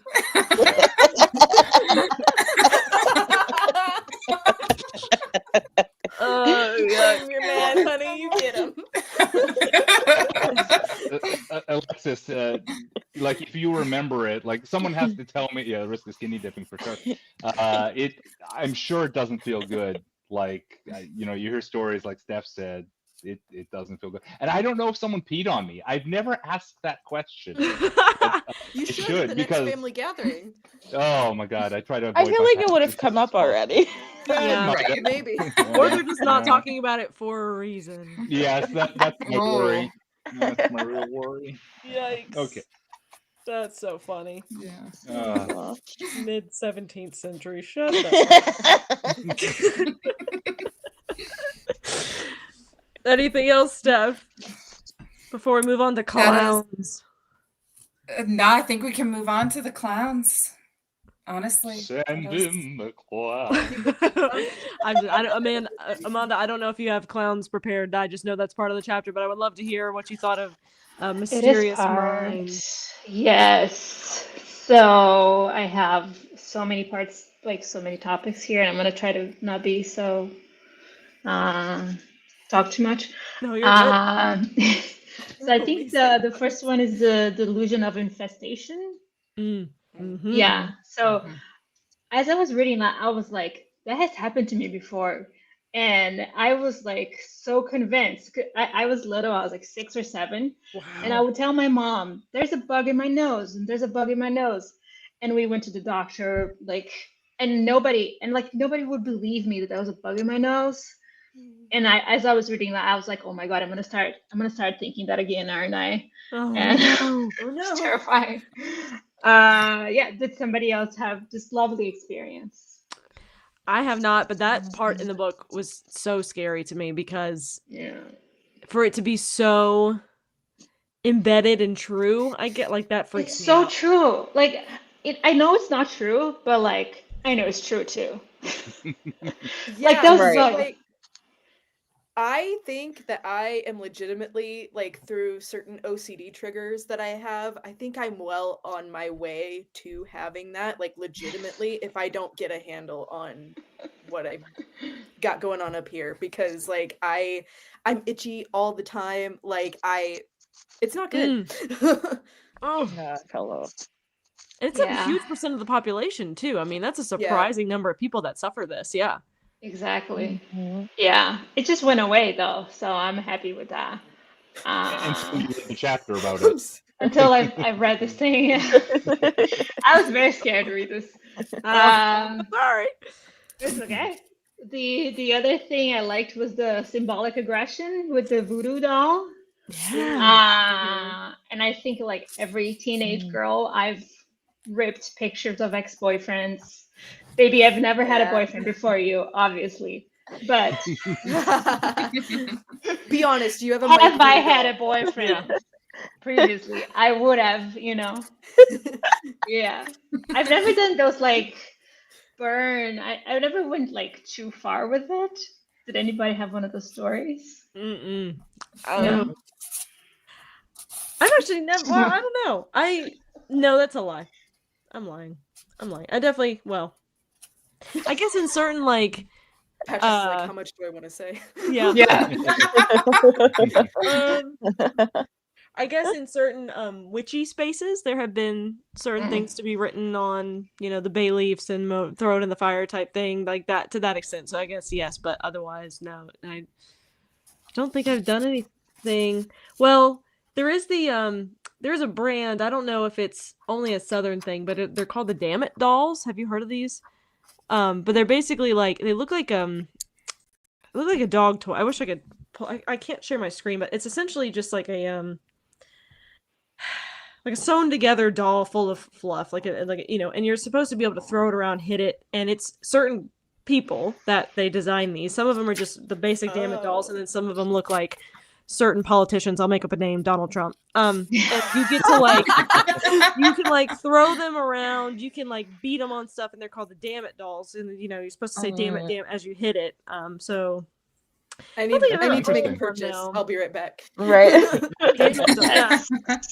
See, Yeah, that's something. Damn It. Yeah. It's the official Damn It doll store. I'll have to go look for those. Oh, Candace, someone in the chat has a Damn It doll. Damn it, doll. That's Cynthia has one too. Yes. that's wild. Yeah. I've written pictures apart, but that's it. And it was very teenager angst, that kind of stuff. Picked the fire many times. Yeah. Yeah. Yeah. Fires and X's are a great idea. Damn. I'm joking. Allegedly, exactly. For entertainment purposes and allegedly. Right. That's what people say on TikTok. And if you're curious, it's called the 46th President doll, and he is currently on sale. Oh, Oh. Just so you know. interesting information. The more you know. The other surprising thing for me was the super recognition thing, because I thought I was terrible with faces. and I got 13 out of 14. Wow. I was the opposite. I was like, I got this, and I got like 8. Me too. Yeah, I got humbled 8. so fast. It got really hard, really It did get quickly. hard. Yeah. Yeah, so in the book, there's a section about being able to see, detect certain faces from different angles, and there's a website where you could take a quiz, and we were sharing it around the Discord. Which, by the way, if you want to be a part of the Discord, go to the website, join the book club, and from there it's on the pinned message. So people were sharing that link, but I sucked at it. And I was so mad. I thought I was pretty good about that kind of stuff. Which isn't bad. A 9 isn't bad, but I It's thought not it would bad. be better. That's not bad at all. I thought it was going to be So you better. got a 12? I got a 13. Mike is the person who recognizes faces for me. Yeah, isn't that weird?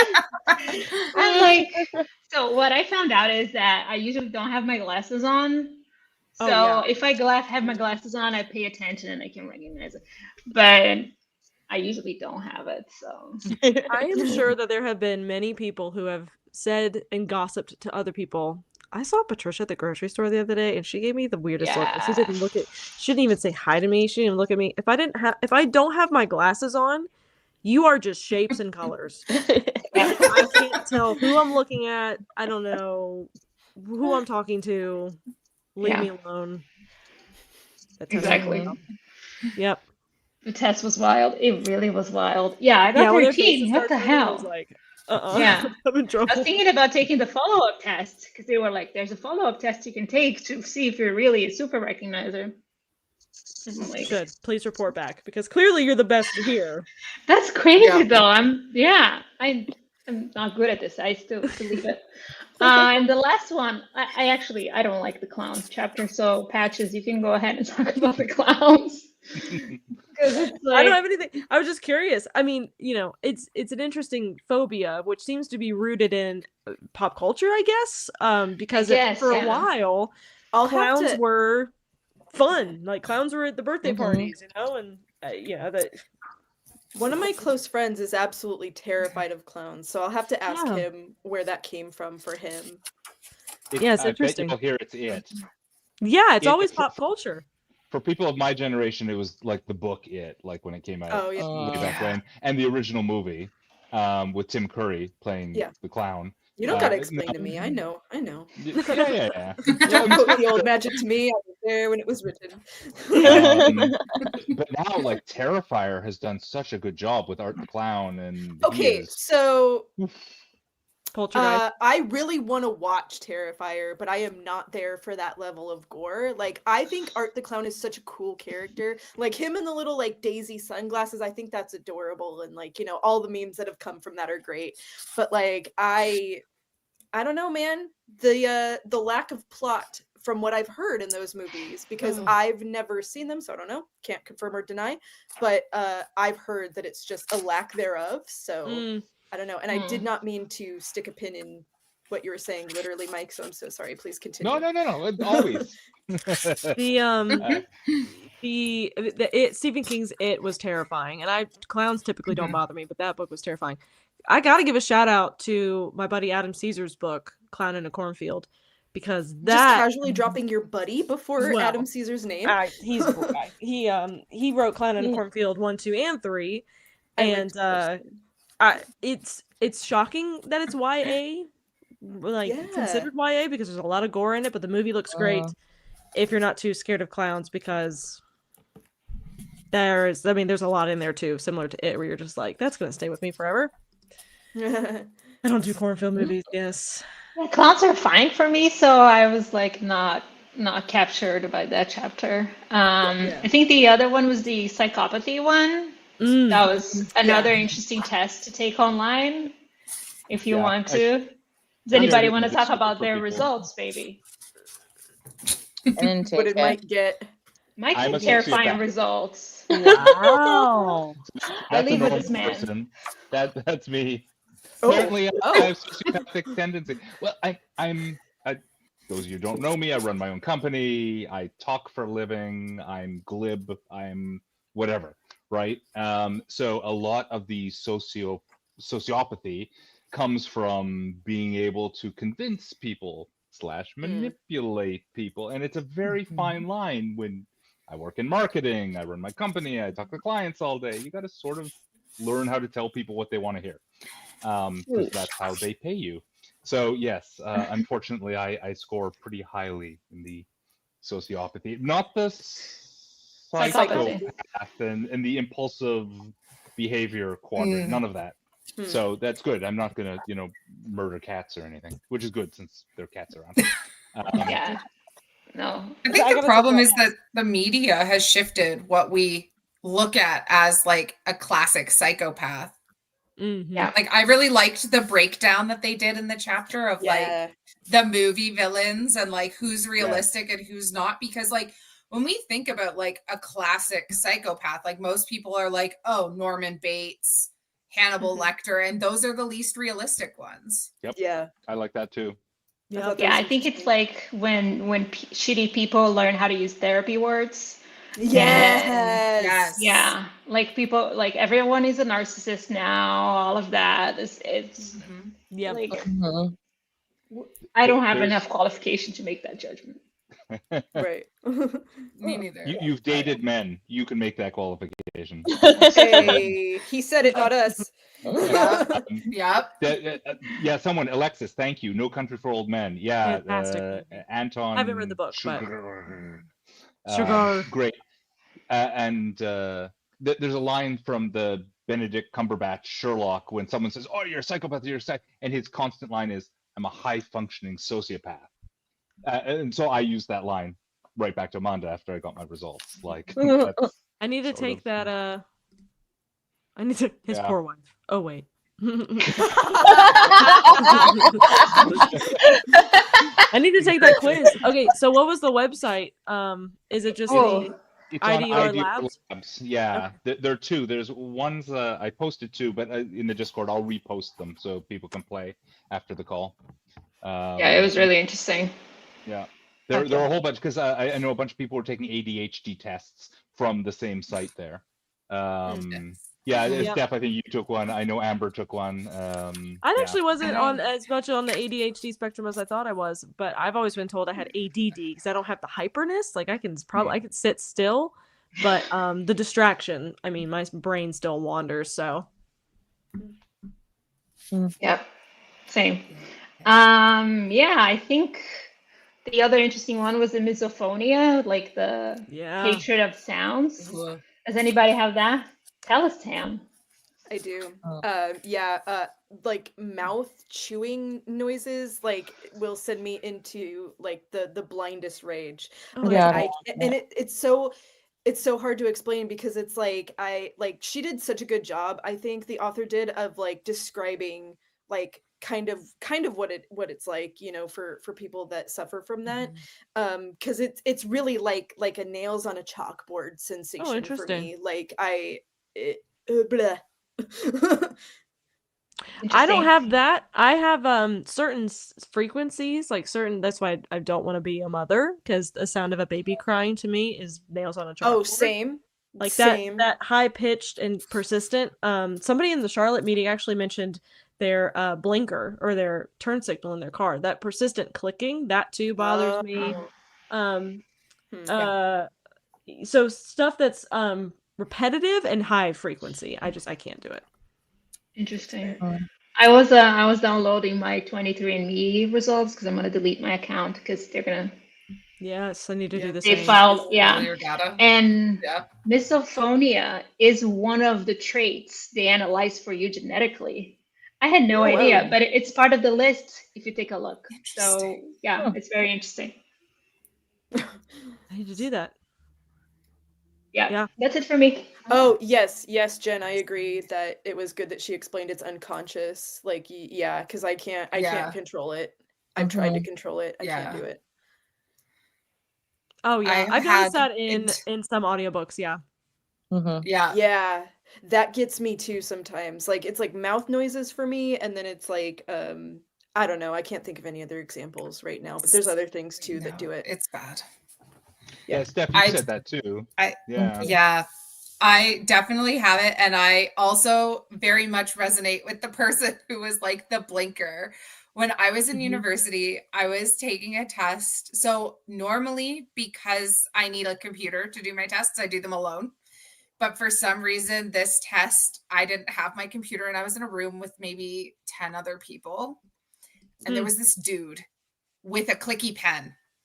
And he just kept clicking the pen. And it was like rhythmic and constant. And like, I looked at him like a few times and was like, dude, stop.